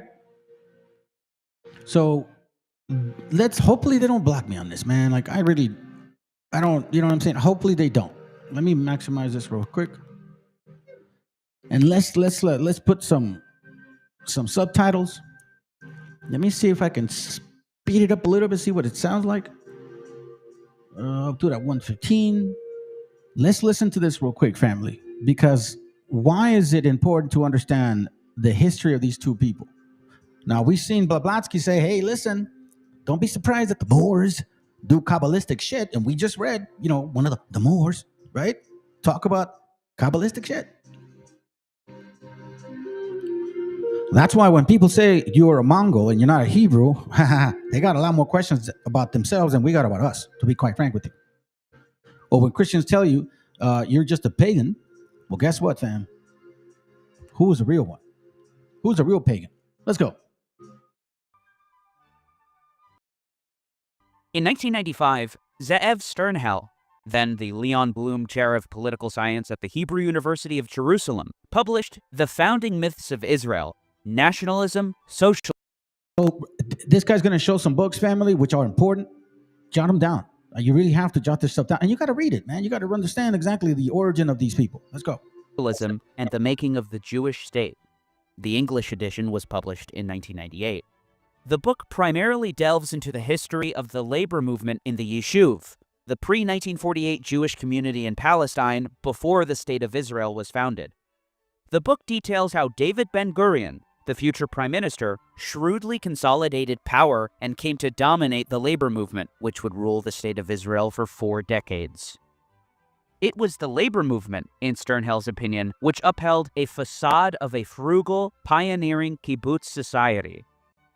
As Ben-Gurion described the kibbutz in March 1936, the kibbutz is the Jewish form of settlement par excellence. No form of colonization could be more Zionistic. There is nothing like it.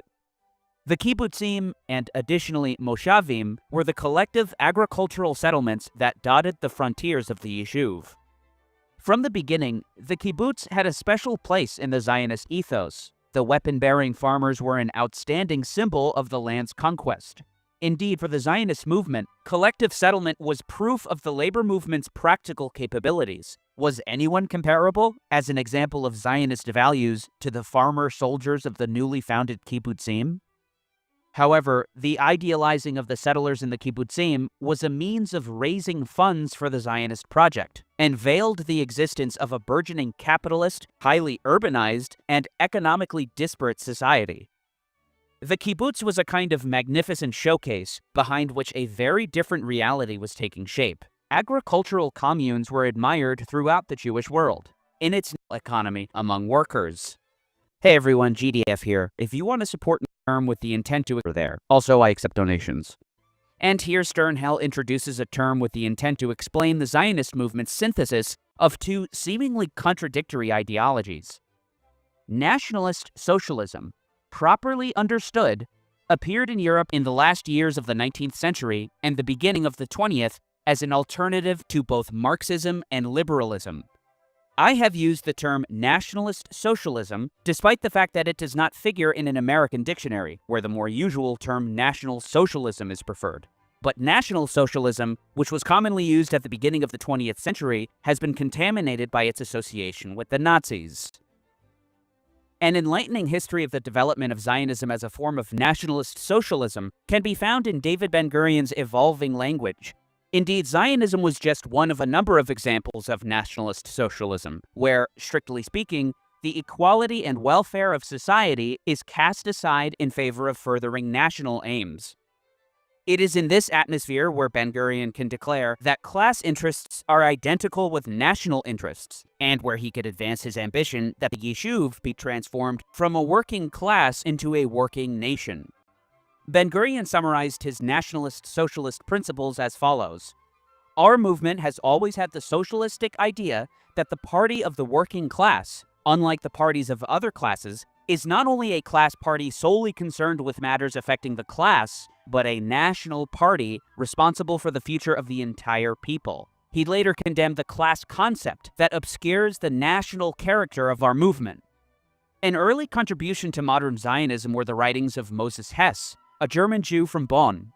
He became deeply involved in radical German politics by the mid-19th century. Naturally, he became acquainted with Marx and Engels, though by the publishing of the Communist Manifesto, Hess had fallen out with the pair.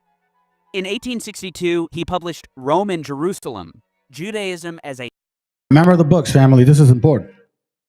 Okay? Nationality has a natural basis which cannot be set aside by mere conversion to another faith, as is the case in other religions. A Jew belongs to his race, and consequently also to Judaism, in spite of the fact that he or his ancestors have become apostates. The converted Jew remains a Jew, no matter how much he objects to it.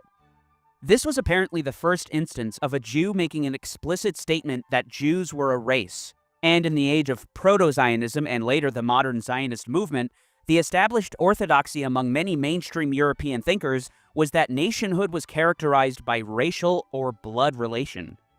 Indeed, the 19th century marked the dawn of European nationalism, and it was in this context that the modern Zionist movement emerged. Ze'ev Vladimir Jabotinsky was not a labor Zionist. He led the right flank of the Zionist movement known as revisionist Zionism, which spawned the Irgun and Stern Gang paramilitary groups. Hailing from Odessa, he was a veteran of the First World War, co-founding the Jewish Legion of the British Army. From his revisionist movement came the ideological successors of Herut and later the Likud party. A few years ago, I asked myself, where does our deep-rooted feeling of national self-identity originate? I studied this question in depth and answered, in the blood. The feeling of national self-identity is ingrained in the man's blood, in his physical racial type, and only in it. These are Eastern, North Europe Westerners. They all look like Caucasoid people, but claim that they're not the same. You see the trickery. Suppose these are Russians. You know, like Blablatsky or Chevanotsky or Grotsky, all that ski, Jabotinsky. Let's go. Preservation of national identity is possible only under conditions where racial purity is preserved, and for that, we need a territory of our own in which our people will be the decisive majority. This is in 1904. They're talking like this in Germany. Keep this in mind. Let's go. The famed philosopher Martin Buber was an early supporter of Theodor Herzl and the Zionist movement, though he later struggled with the concept of a Jewish state. For a period, he was editor of Die Welt, the flagship newspaper of the Zionist movement. In 1977, Bernard Susser wrote, for Political Theory, of the parallels between Buber's work and the various romantic, Volkish, elitist, and irrationalist currents that later fed the flood tide of National Socialism. Socialism. You see, Volkish shit. This is exactly the same attitude from Edom and its tribes of different people. That's good. Zephaniah 3:1. What sorrow waits rebellious, polluted Jerusalem, the city of violence and crime? That's great, man. Because it's full of them. Nowhere was this multivalence more strikingly in evidence than when the Nazis cited Buber in support of their racial theories. Buber interprets Judaism in typically Volkish manner. He locates the heart of Jewish identity in the community of blood, Gemeinschaft seines Blutes. Indeed, Martin Buber's writings were cited by none other than Dr. Hans Friedrich Karl Gunther, a prominent racial theorist in the Third Reich.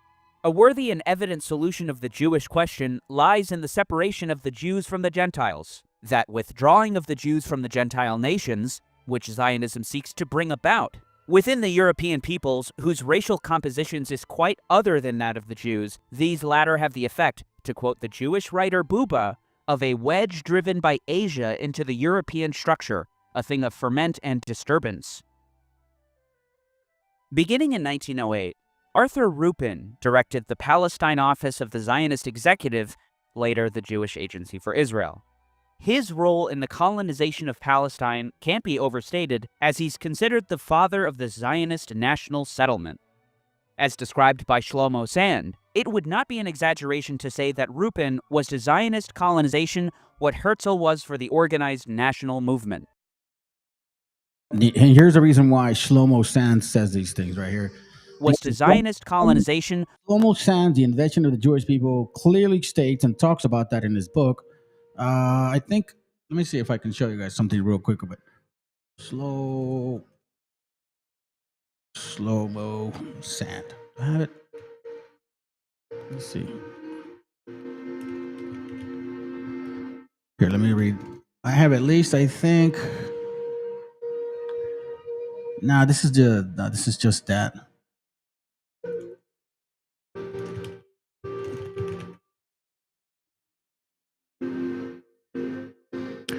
I think it's this one.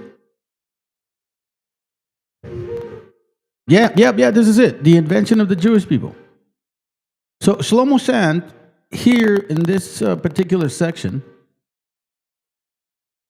he's talking about the proselyting, right, of North Africans, right? Carthage, all these people, like Iberian Peninsula concept. All right, so though he's from 200 to, I believe, 222, he's talking about this, okay? But then he starts kind of getting into so it's like the non-Jewish origins of Sephardic Jews argues. So he's proving that Sephardic Jews, for the most part, are also converts. All right? In the 200 to 220 page. Now, this is Shlomo Sands, by the way, just letting you know. When you go to page 2, hold on, let me go back. So it's like, it would be an exaggeration to argue the conquest of Spain was coordinated operations by the Berbers, but we see, I don't want to touch on that topic. We'll talk about it another time. Jewish Kangan and a strange empire rises in the east, right? Regarding Hasdai Ibn Shaprut, supposedly the one that has conversations with the Khazar king, right? Rumors about great Jewish empire boarding the eastern, blah, blah, blah. So here, Shlomo Sand goes deep into the actual history of the Khazars, right? And he starts breaking it down pretty much like right around, I believe. And here, the story of the Khazars is fascinating. It begins the 4th century CE, blah, blah, blah, blah. You know what I'm saying? Turkish, all of these people.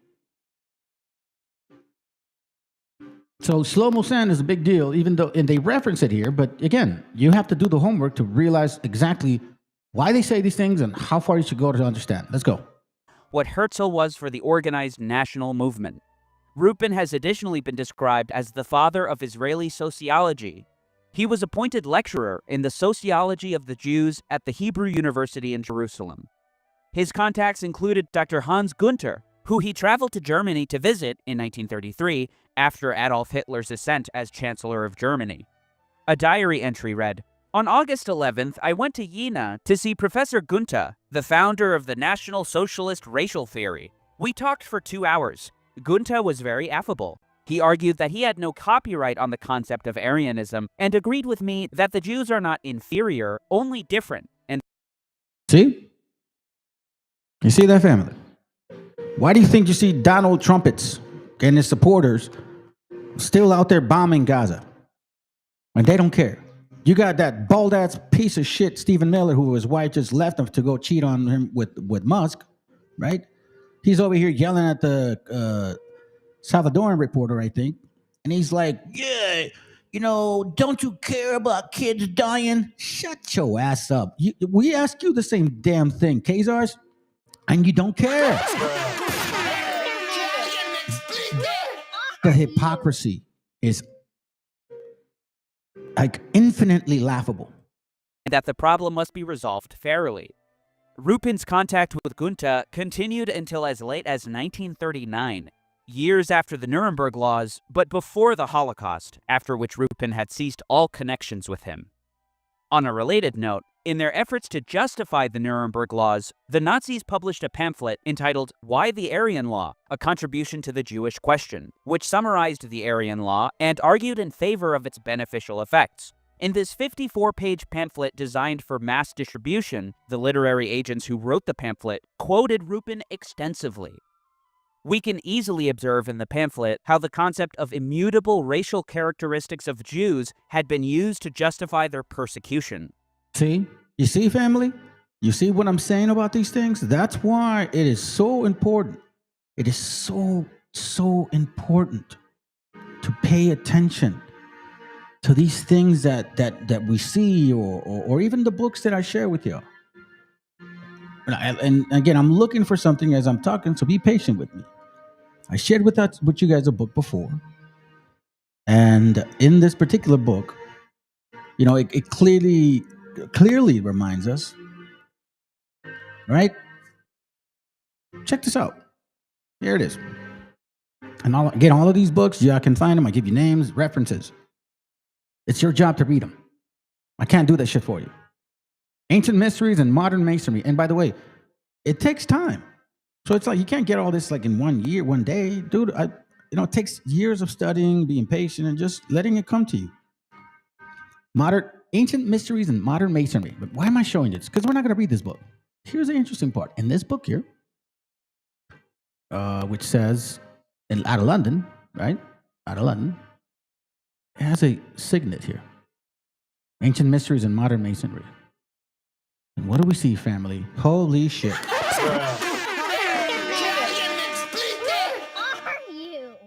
You see the two-headed eagle? This is their god. Luciferian god. Oh yeah, they again, the scriptures say that he knows the Bible too. Shit. He's under the command. Look at this right here. They embrace the cross. They embrace Judaism. This is Jacobinism, right? George Washington believed it. Look at this right here. And you guys are surprised when Elon Musk threw the salute, huh? Let's continue. The Jews are one race, and observe in the pamphlet how the concept of immutable racial characteristics of Jews had been used to justify their persecution. The Jews are one race, and baptism does not wipe away alien racial characteristics that are repugnant to the German people.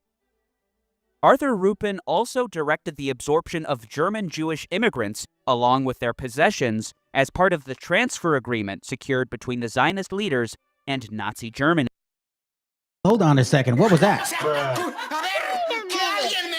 Let's hold on that horse. Also directed the absorption of German Jewish immigrants, along with their possessions, as part of the transfer agreement secured between the Zionists. So even in the Nazi times, when they're like, oh, these Nazis, and again, what I'm sharing with y'all is what history is actually saying. Who created this race theory of superiority? The Khazars. The self-proclaimed Jews, the ones that are in the scriptures that they are the synagogue of Satan, the self-proclaimed, the ones that they want us to all feel bad about, had a plan already with these effing Nazis, right? These crazy murderers. They had already an agreement that, hey, listen, we want to get our own land. Since we can't get it here, let's just come to an agreement, create this story, so then we can have a reason to go to Palestine, right? When everything becomes light to you now, then you start seeing the trickery of the world. And then your spirit is very, very surrounded by hedges. Because now you're not being fooled. Neither will your spirit. Let's continue. Zionist leaders and Nazi Germany. Between 1933 and 1941, the agreement secured the immigration of some 55,000 German Jews to Palestine, along with their... Did we just hear that? How many? 55,000? Right? And Nazi Germany. Between 1933 and 1941, the agreement secured the immigration of some 55,000 German Jews to Palestine, along with their personal wealth, with the German state taking a percentage, breaking an international boycott. If in terms of German Jewry's wealth, the transfer agreement was by no means decisive, it was crucial to Palestinian Zionism. Some 60% of all capital invested in Palestine between August 1933 and September 1939 was channeled through the agreement with the Nazis. Before we forget, right? Because I got a little bit more time and that's it. Because we'll touch on this more and more and more. Because it's long. And I advise you guys to, matter of fact, I think this is when it gets good. Right? Let's try to see how far we can go, because what I wanted to show you was how the Vatican and the Third Reich had a basically alliance with themselves. And that's completely 100% true.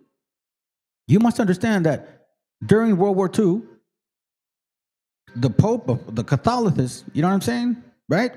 He fucking shook hands with that guy. Here, I'll show you real quick, since we're kind of crunching time now. So this is from the video, the Vatican and the Third Reich. Let's listen in real quick. 1942. The entire world is at war. The Axis and the Allied forces are bombing non-stop. We are in the midst of the biggest conflict in history. A war which will cause almost 50 million deaths. So they say, but let's continue. In Rome, the Pope, Pius XII, is confined to his palace, far from the chaos of war. As the spiritual leader to hundreds of millions of Catholics around the world, he must guide the Church through one. Actually, this is a perfect time to bring this up. For you dummy as Christians are still listening and trying to tell me that you're not. No, shut up. You guys have no idea what you're talking about. The Bible says clearly, do not celebrate no damn tree with silver and gold. Okay? It says here, it says here on Jeremiah 10:2, it says, thus say the Lord, right? Learn not the way of the heathen, and be not dismayed at the, and know not the way of the heathen, and be not dismayed at the signs of heaven. Meaning, like, do not follow their ways. Why? Because a lot of them do have the tendency to worship things. Didn't we just see the one example that BHI comes from a root of esoterics, Kabbalist, Trismegistus, belief in the 7 laws of Moses, the 7 levels of man, African nationalism, Orientalism, all kinds of shit. And obviously Christianity. And it says here, do not be dismayed at the signs of heaven, for the heathen is dismayed at them. They're easily fooled in believing in pretty much anything. Once they start getting frustrated and furious, this is when they start believing a bunch of different shit. For the custom of the people are vain. For one cutteth the tree out of the forest, the work of the hand of the workman with an axe. So they go to the forest and cut the tree off. They cut the tree and they use an axe. Remember? They used to do that. And what do after that? They deck it with silver and gold. Well, hold on a second. Before we read verse 4, let's go to verse 5. They are upright as a palm tree. Right? So back in the day, they would worship palm trees. But then they changed to pine trees. All right? So now we see they deck it with silver and gold. They fasten it with nails and with hammers that move not. No, they deck it with silver and gold. Right? So they get a tree out of the forest. They go to the forest. They bring an axe. They cut it out of the tree. Then they fasten it with nails, right? So it stands upright, so it doesn't move. And then they deck it with silver and gold. What does that sound like? This is the quickest way to clear out stuck poop. I have to poop. Oh, God, that's what that. The commercial came out. Stop. Get off. Are you trying to kill us? Dear Jesus, I hate these commercials. Silver and gold, everyone wishes for silver and gold. They deck it with silver and with gold. These are Christians, by the way, right? Now we see they worship this, supposedly Jesus, because they say he's like the Jesus of the earth, right? Let's continue.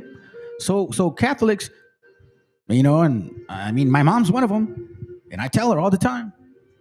She claims she believes she's an Israelite, but I don't know why she still believes in Catholicism. So I ask you, Christmas Christians that believe in Catholicism and all that shit that you stand for, supposedly, right? You're Jesus. Would he embrace Nazism or Zionism? Answer that question. One of the darkest periods of our history. Because 1,000 kilometers away, in Poland, Hitler has already begun carrying out his gruesome plan. The extermination of all Jews in Europe. Remember now that we start seeing the propaganda, supposedly, right? But how many of these so-called Jews were transported to Palestine with all their money?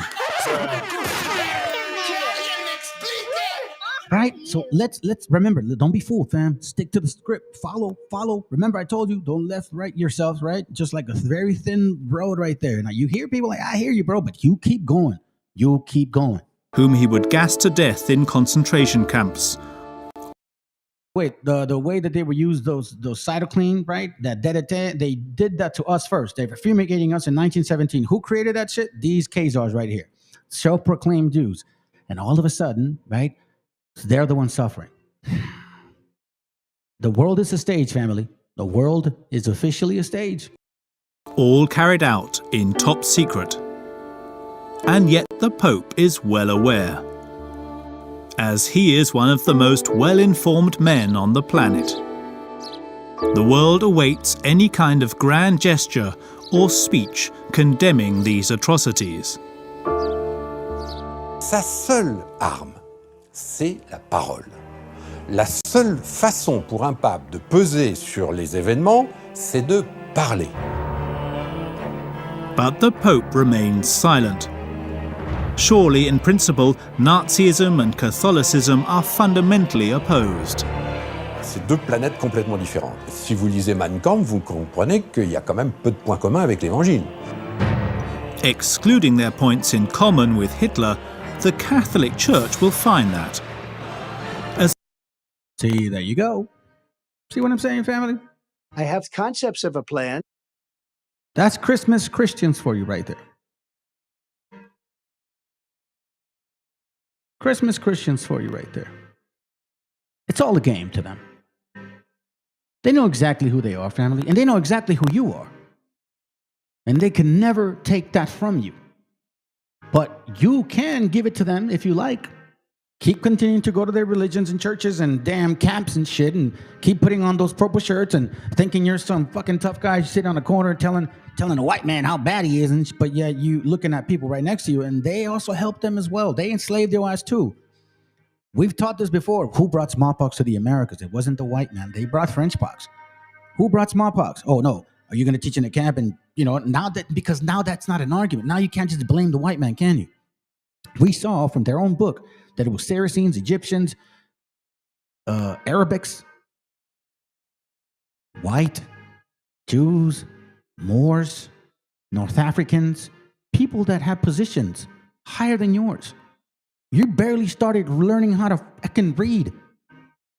It's only been about 70 years, family, since the majority of indigenous people were able to read. Let's go. Their capital generated a boom, giving Palestine a wholly artificial prosperity in the midst of the worldwide depression. The fact is that Hitler's Third Reich did more than any other government during the 1930s to support Zionist development in Palestine.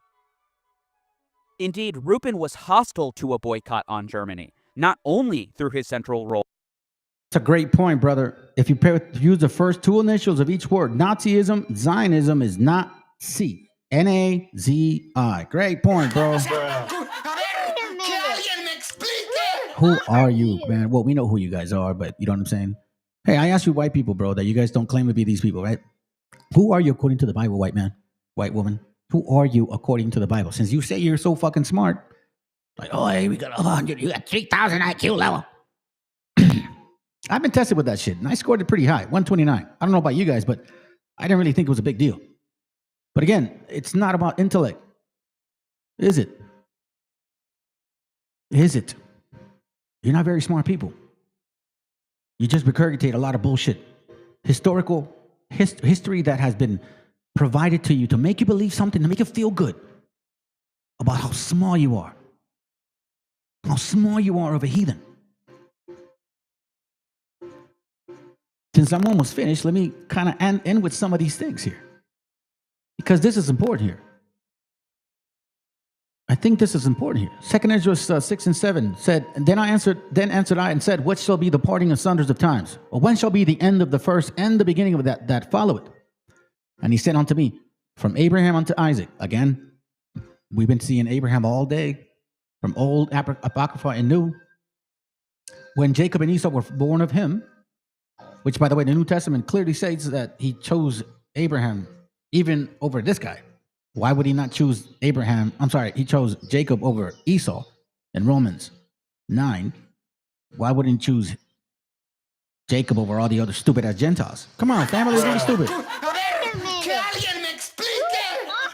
Jacob's hand held first the heel of Esau, for Esau is the end of the world, and Jacob is the beginning of that followeth. Now, they claim that, they are the ones. However, they're using their financial ability to recreate this so-called theory. Because Kabbalists, just like Khazars, they never get away from their name. Kabbalist, Khazaric, Khazar, Turkish, Caucasus, Russians, Prussians, most of those people, Czechoslovakians, Zelensky, Ukrainians, all them shit. Matter of fact, if you watch the movie Lords of War, he clearly tells you what he's doing. Nicolas Cage says that they were Ukrainians and they had to escape Russia, so his dad converted to a Jew, so-called, and he really took it on, and he came here with money, and they have a restaurant, and they're like all kosher and shit, and he was selling guns and getting connections from Jewish people, right? What are we talking about here? They tell us in their movies. Verse 6, and after these Adam also made it the Lord of all thy creatures. Of him come we all, and the people also whom thou chosen. All these have I spoken before thee, O Lord, because thou hast made the world for our sake. And as for the other people, which also come of Adam, thou hast said that they are nothing, but like unto spittle, and had likened the abundance of them unto a drop that falleth from a vessel.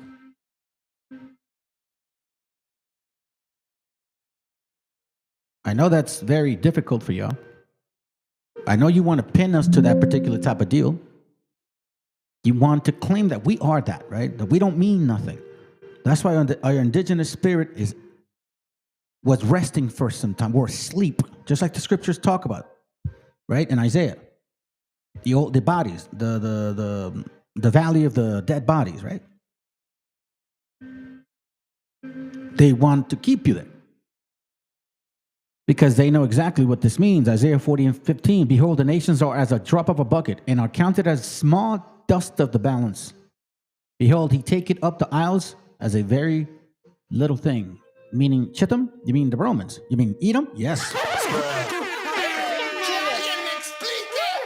He's talking specifically to you bastards. You are the instigator of this group. Your first name here, the Tabernacle of Edom, Psalms 83:6. Then you see a lot of these idiots that follow. Remember, they wrote the book. Saracens, Egyptians, right? Arabs, Amalekites, Philistines, Tyrians, Moors, supposedly, right? What do we talk about here? Africans, you know what I'm saying? Why are we joking with each other? I've showed you enough meat to clearly remind us that if they could do this, why can't they fool you with what we know? Let's stop at the 15-minute and then let's move on. Let's go. In the so-called Havara Agreement. In 1933, a planned London boycott conference never came to fruition. A Gestapo spy named Dr. Reichert, undercover as a journalist for a German paper, revealed in a dispatch to his superiors in Germany, London boycott conference was torpedoed from Tel Aviv because the head of the transfer in Palestine, referring to Arthur Rupin, in close contact with consulate in Jerusalem, sent cables to London. It was after a Dutch communist set fire to the Reichstag in February 1933 that Hitler declared his war on communism. Die Brandstiftung des Reichstagsgebäudes als missglückter Versuch einer groß angelegten Aktion ist nur ein Zeichen dessen, was Europa vom Siege dieser teuflischen Lehre der Zerstörung zu erwarten hätte. Es wird die oberste Aufgabe der nationalen Regierung sein, diese Erscheinung nicht nur im Interesse Deutschlands, sondern auch des übrigen Europas in unserem Lande restlos auszurotten und zu beseitigen. Sie wird nicht die Erkenntnis aus dem Auge verlieren, dass es sich dabei nicht nur um das negative Problem der Bekämpfung dieser Lehre und ihrer Organisationen handelt, sondern um die Durchführung der positiven Aufgabe der Gewinnung des deutschen Arbeiters für den Nationalstaat. We see a nationalist fight between themselves, family. You get what I'm saying? A nationalist fight between themselves. The Zionist Federation of Germany addresses the new German state. Check this out. The new German state, okay? So watch this. Watch what I'm talking about here. Let's continue. Speech on the radio was Arthur Rupin, who wrote in his diary 2 days later, I heard on the radio Hitler's speech in the Reichstag. It was a much better speech than all his election speeches, full of content, interesting, fascinating. He's a self-proclaimed Jew. You see, fam? Wake up. In June of 1933, the Zionist Federation of Germany published an address to the new German state, which read in part, "Our acknowledgement of Jewish nationality provides for a clear and sincere relationship to the German people and its national and racial realities. Precisely because we do not wish to falsify these fundamentals, because we too are against mixed marriage and for maintaining the purity of the Jewish group and reject any trespasses of the cultural domain.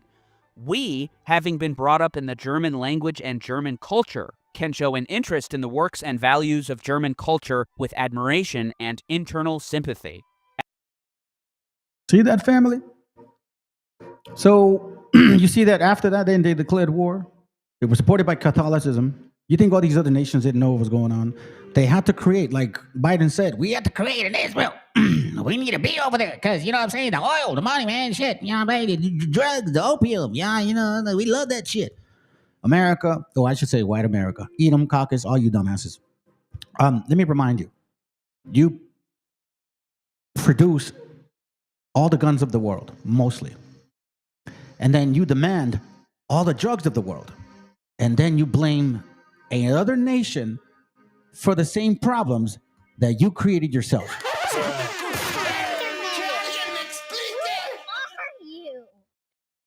And with that, I yield, family. Because again, we can go into these things.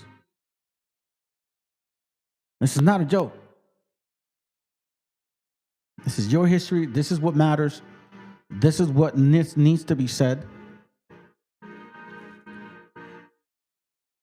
Because I think a lot of you guys are losing sight. Sometimes I can see desperation. And it happens to me too. You know what I'm saying? So I think that's... Oh, let me show you this real quick before I go. Look at this. This is why I say what I say. Check this out. Them a criminal, say them a criminal, they watch it criminal, say them a criminal, all of them a criminal, say them a criminal, watch it them a criminal, now follow them, take what them want, then them gone back again, them a criminal, now go them feast, tell them, we no retreat with the soul, them a criminal, watch it them a criminal, say them a criminal, they watch it criminal, say them a criminal, How obvious can it be? How obvious can it be? Right? How obvious can it be?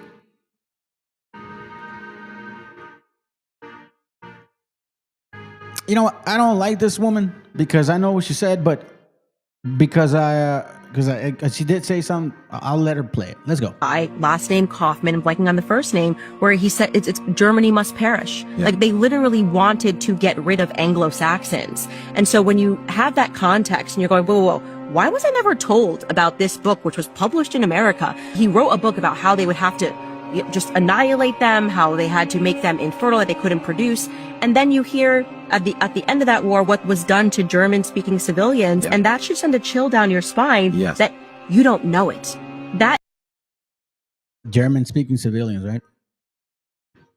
So again, the devil says truth and facts. Truth and facts consistently. Right? Matter of fact, you know what, dude? I'll do this. I will do this because I did tell the brother I would show it. Fuck it, I'll show it. I have 2 little videos, and then I want you to pay attention to this word because I will show you this after. Pay attention to this word here. It's called Magna Carta. Again, remember, Magna Carta. We're going to touch on that. And remember, my classes, family, they evolve like full circle. I may give you something deep, and then I come back and you're like, oh, that's what he meant. That's why, you know what I'm saying? For you that have been following since started this channel, all praises to the Most High, bro, because, you know, especially you that understand now exactly where I'm coming from. Let's continue. We're almost done. Kind of peace that makes life on earth worth living. And that is the most important topic on earth, peace. What kind of a peace do I mean, and what kind of a peace do we seek? Not a Pax Americana, enforced on the world by American weapons of war, not the peace of the grave or the security of the slave. I am talking about genuine peace, the kind of peace that makes life on earth worth living, the kind that enables men and nations to grow and to hope and build a better life for their children. Not merely peace for Americans, but peace for all men and women. Not merely peace in our time, but peace in all time. I speak of peace because of the new face of war. Total war makes no sense. And we see it everywhere. This guy, I appreciate, and again, I don't call everybody Edomites, and I don't call everybody Canaanites. A lot of it has to do with the spirit. So if you're going to speak and defend the truth, then I will play you. So let's finish it with this, and y'all have a good night. All right? We will finally evict all of these illegal aliens that are coming here and stealing jobs from Americans. If you break into my house, should I just accept you because you washed my dishes and made my beds? I say no. I say you need to go back and come back in the right way. So is that what the Indians should have told white Americans? Absolutely. Ask Cochise if border control is important. Because the original illegal alien are European white folk in America. Agreed. And so should the Indians stand up today and say deport all white folks back to Europe? Well, should we learn something from their mistake? Because family, this is why I shared it. That's right, I remembered. So pay attention. This is good, and it's really a strong message. He says we should have learned, they should have learned, well, they learned something from their mistake. Meaning, like, we cannot trust evil, wicked people. Right? There's a scripture that says, trust, don't envy not thine enemy, and trust not in his ways. Let's go. As we are here now. Or should you learn something from their compassion to give other people an opportunity like was given to you and your ancestors? Learn from their compassion. That's what you should learn from. I say learn from their mistakes. Ask Geronimo if taking care of your borders is important. We need to do that now. And I agree with Cochise, Geronimo, and Sitting Bull. Letting in the white man was the worst mistake that the Indians ever could have made. I agree.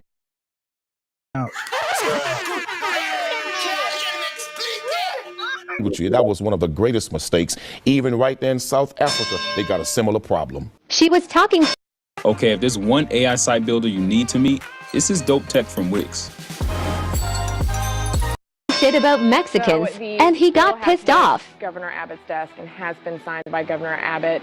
Basically, the anti-sanctuary city bill has been passed and is now law. And what that bill says is that if local law enforcement or state police view a criminal activity afoot, they make a stop on that state crime, and then they can inquire into the status of an individual's residence. Are they a lawful U.S. citizen?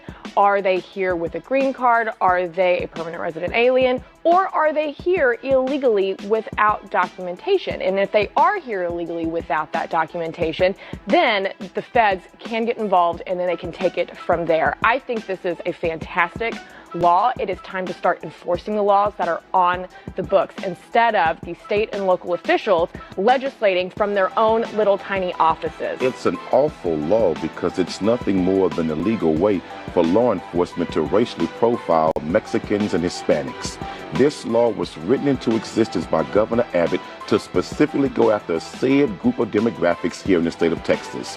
Secondly, it is awful that we want to call them illegal immigrants to the point to where if a cop does not do his job according to this law, he can be charged and arrested, and the cities can be given a $25,000 fine per day.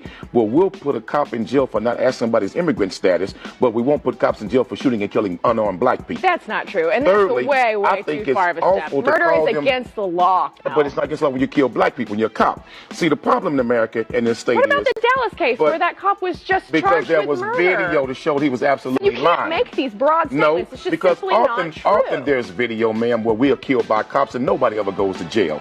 Ask Eric Garner's family that. Ask the family right there in Baton Rouge, Louisiana, Brother Alton Sterling's family. But your they're not statement getting is not justice. correct, Video don't mean nothing for us. But let's get back to the immigrants. I would say to the Hispanic and Mexican community, what you got to do now, hook up with the black community and unite in political power, because if Mexicans and black people unite in Texas, we can control the governor, we can control the lieutenant governor, and we can control politics in Texas, period.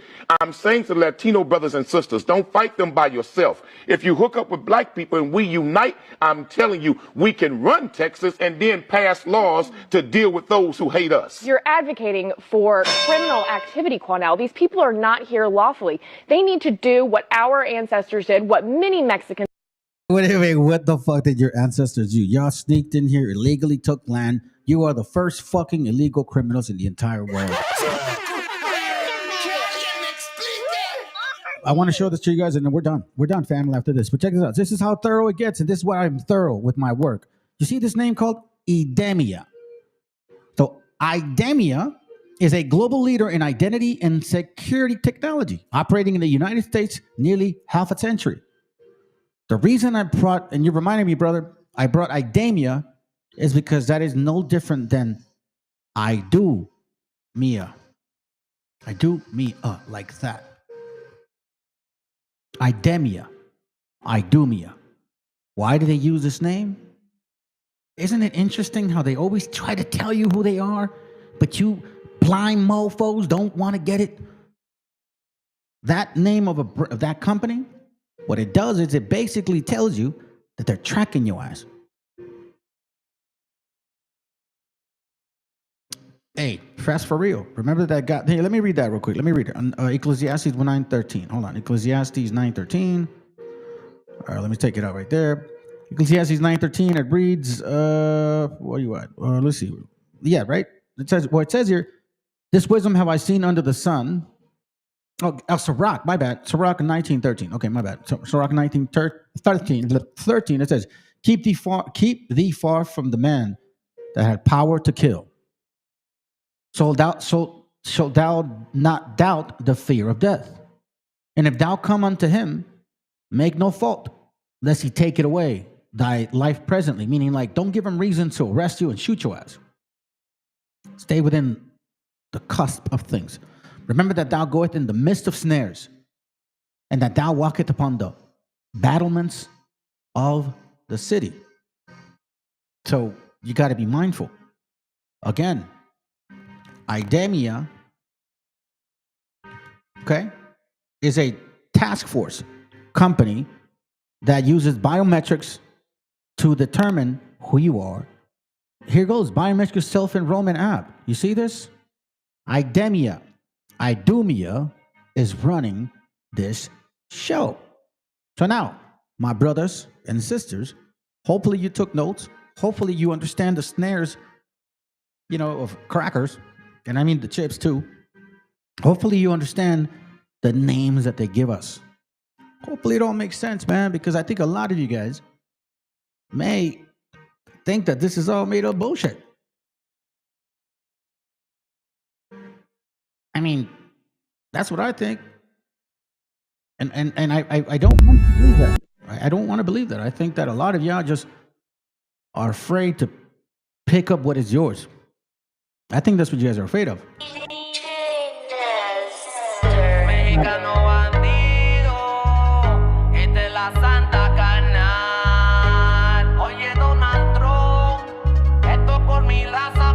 Yo soy mexicano, esa es mi bandera. Yo la levanto por donde quiera. Verde, rojo y blanco hasta que me muera. El barrio prendió, Donald Trump que se muera. Soy mexicano, esa es mi bandera. Yo la levanto por donde quiera. Verde, rojo y blanco hasta que me muera. El barrio prendió, Donald Trump que se muera. América Latina, levante la mano. México RD, aquí representamos. Que presidente, tú eres un gusano. Encima de la mira, cabrón, te matamos. Somos inocentes y hoy todos mis carnales. Como tú nos usas como animales. Tienes que bajarle pa' que no te empale. Talento latino entre todos sobresale. Un muro pa' tumbar nuestro sueño. Pero te jodiste, no ayuda al pequeño. Dueño del mundo, soy hijo del dueño. Y americano va a cumplir mi sueño. Prende por ropa, ser efectivo. Hablo de tu expediente delictivo. La droga, la trata, el lavado de activos. Cabrón, no eres santo.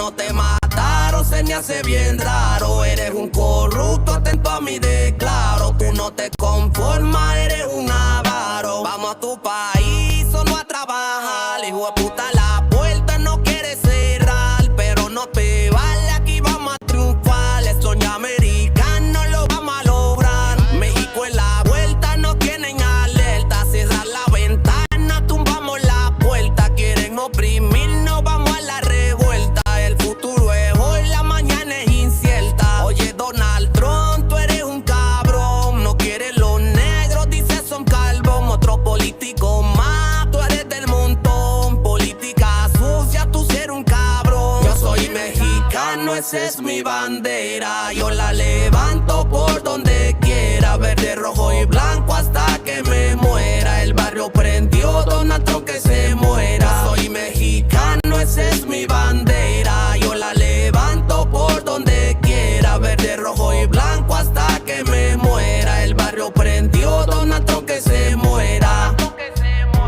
Esto es por mi raza. Dímelo, Nessel. Música ya. Aquí no hay miedo, cabrón.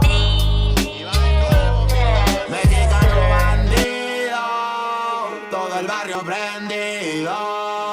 Siempre ando bien cuido, siempre poniendo ruido. Mexicanos al grito de guerra, yo defiendo mi tierra. No me dejo de nadie, yo cuido a los míos, mi raza se aferra. Soy mexicano, esa es mi bandera. Yo la levanto por donde quiera. Verde, blanco, rojo hasta que muera. El barrio prendido ya quemó afuera. Soy mexicano, esa es mi bandera. Yo la levanto por donde quiera. Verde, blanco, rojo hasta que muera. El barrio prendido ya quemó afuera. Me voy tendido, me voy empinando mi bote. Un poco mareado por la bebida y el borlote. Me tiene hasta la riata la gente con su mitote. Pero me despreocupo, me pelan todo el garrote. Me para la chota, ya es por mi apariencia. Que hay tantos delitos, que hay tanta demencia. Yo no cargo nada, no más mi presencia. Pinche puerco joto, atente a las consecuencias. Si no topa el poli en breve nos para en la calle. No puede salir uno conmigo porque ya hay detalles. No quiere que conteste, quiere que yo solo calle. Quiere mi dinero pero que chinga su madre. A la dica este sistema nos quieren ver abajo. Pero tumbar gente, quien les dijo que es trabajo. Puro chingar al indio, váyanse mucho al carajo. Loco no me rajo, lo bueno porque se armó la alianza más pesada del país. Todo el mundo ya conoce las rimas de estos MCs. Pa' ponerme más feliz, unos paisas de hachís. Mis paisas en el gabacho, bien truchas con la polis. Loco en Guanajuato, con los ojos bien tumbados. De coto con el quesada, rifando por todos lados. Atento si prendo un blunt. En cabina cuando grabo, represento Nuevo León. Junto a mi carnal el Davo. Cuando voy pa' Jalisco, el pasado está olvidado. Con el perro de la C, bien grifo, pedo y enfiestado. Chécate mi banderón, unido como había soñado. Bien bajado ese balón, compa lefty bien bajado. Puro hip hop mexa, hasta que amanezca. Pásenme un mezcal y que no se pague la yesca. Ya saben que aquí andamos pilas pa' lo que se ofrezca. Si escribo estas rimas es pa' que se enorgullezca.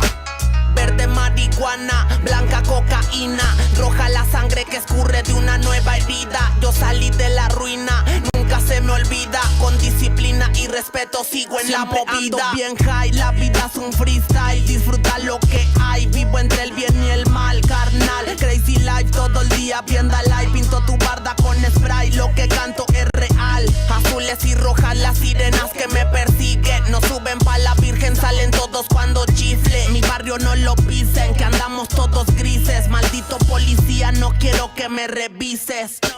Prende la mota en canala o en hitter. Ando con mi flota y el dealer. Tenemos lo que se te ofrezca, tú nada más pide. Me dijo mi madre que de la envidia me cuide. Soy mexicano, esa es mi bandera. Yo la levanto por donde quiera. Verde, blanco, rojo hasta que muera. El barrio prendido ya quemó afuera. Soy mexicano, esa es mi bandera. Yo la levanto por donde quiera. Verde, blanco, rojo hasta que muera. El barrio prendido ya quemó afuera.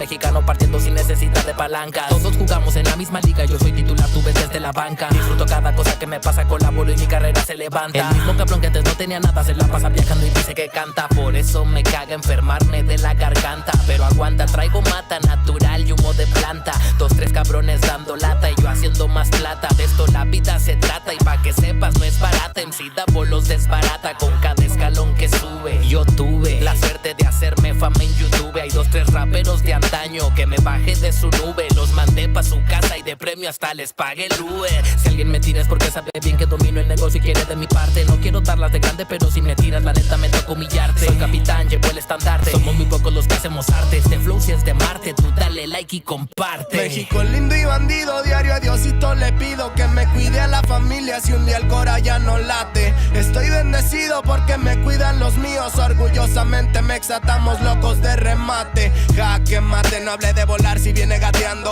La cosa por la frontera se pone violenta, no importa el rango. Toda la raza jalándole duro, si hay algo seguro es la muerte en donde ando. Sudor y la sangre en la frente, los de alzada controlando. Se roban la atención, ya saben quiénes son. Vatos locos con sazón como el de un corridón. No quiera tomarme el pelo si ando todo pelón. Levantando la bandera, viva México cabrón. Es el perrito de la C. La bandera con un águila, Simón, mi tierra es esta. Me vale si mi piel o si mi acento les molesta. Acá jalan horas extras, nunca duermen la siesta. Están los que van pa'l jale y los que la viven de fiesta. Otros que en el pintón se tatúan de corazón. 3 colores en el pecho, morirían por su nación. Aunque su puto gobierno los puso en la situación de no terminar la escuela y terminar en la prisión. ¡Viva México, ladrones! ¿Qué hubo el expresidente? Ya saben que por mí policías chinguen a 20. Y ahí están mis 20 pa' la cagua. Aguas, que es tierra caliente de Chiapas hasta Chihuahua. Wow, wow, wow, yipi-yo, yipi-yucas. Buenas, Montequín, Aguas, Tijuas y San Lucas. San Luis Potoyes, Mataulipas, La Puebluca. Dime si o no, loco, acá tienen lo que buscas. Soy mexicano, esa es mi bandera. Yo la levanto por donde quiera. Verde, blanco, rojo hasta que muera. El barrio prendido ya quemó afuera. Soy mexicano, esa es mi bandera. Yo la levanto por donde quiera. Verde, blanco, rojo hasta que muera. El barrio prendido ya quemó afuera. Puro hip hop mexa, perros, 2023. Ey yo, ey yo. Somos la santa carnal. Los machidones de la plaza. Oye, DJ donde que en los scratches. Desde alzada mi perro. No saben quién soy o sí. Oye. Viva México, cabrones.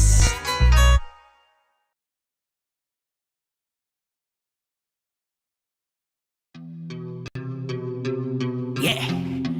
Oye, es nada más y nada menos que el motherfucker Blasio-Mike de Plaza de Kings.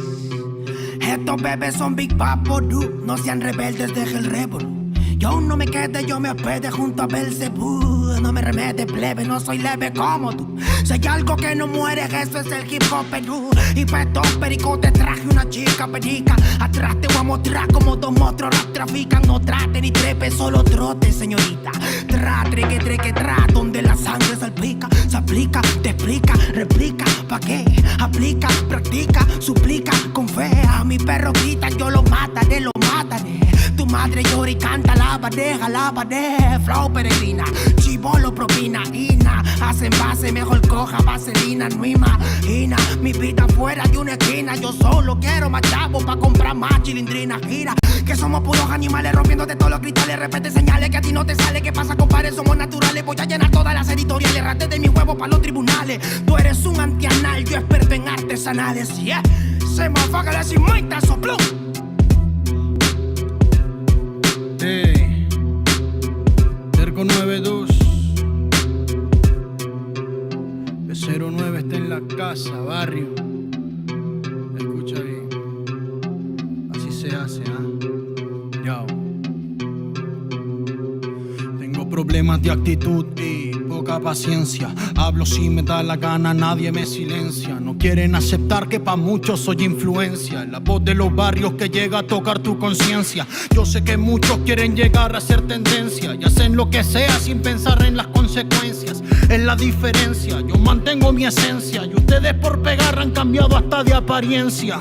Y no es que lo diga yo, pero la gran evidencia es que cambian de personalidad con frecuencia. Y no son locos con inteligencia, solo quieren un poco de atención con insistencia. No presumo en nada, hago todo a mi conveniencia. Por eso te doy una sugerencia: conmigo no busquen competencia, que llevo 10 años ganándole a la vida y lo sabe la audiencia. La firme, qué ocurrencia, ¿cómo pueden joder sin prudencia? No se dan cuenta que mi experiencia es a base de exigencia. Mi trabajo es con independencia y el de otros de un productor depende de su permanencia. Sigo firme en la resistencia, dándole más rap en el track hasta por correspondencia. Que muchos disque evolucionaron no es coincidencia. El dinero y la fama hizo que pierdan su decencia. Terco 92, cuando quieras, donde quieras. ¿Cómo? Sí. He aprendido a sobrevivir de las maldades, comprendiendo que nada es como tú sabes. Pa' decir verdad la lucho a diario. No me critiques, no me justifico, siempre hago lo que predico. Soy de barrio y rico en talento. De una me sacan por mi forma de ser y mi acento en el yauca. Mi gente la está rompiendo por ser parte de este movimiento. Quiero saludar a las personas que nunca confiaron en mí, que hoy por hoy se paltean cuando me ven venir. Bye bye motherfuckers, en estas líneas bye bye a fluir. Déjate llevar como hay people in the street. Yo. Déjate llevar como hay people in the street. Hey, hey, hey, oh, yeah, hey. 1, 2, 3, 1, 2, 3 es la torita aquí en la casa, primo.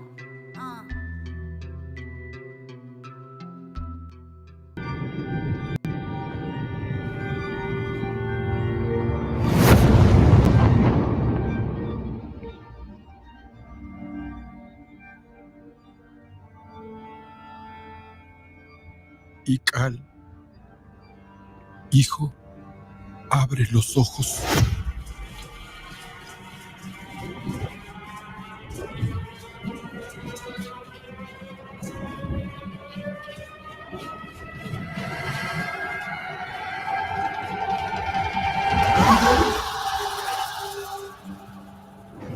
Tu cuerpo se queda con nosotros, pero tu espíritu debe seguir.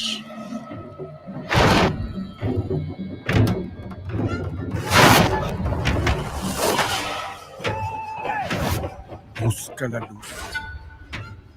Aléjate de las sombras. Deja que nuestro dolor sea tu fuerza. Desde aquí iluminamos tu camino.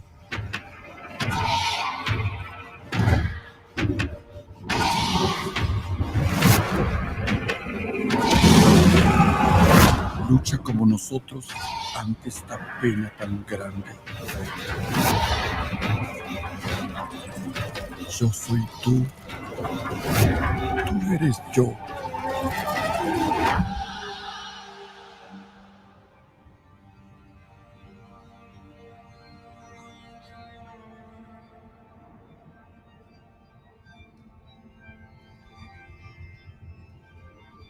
La muerte que hoy nos separa, mañana volverá a unirnos. Eres libre, hijo.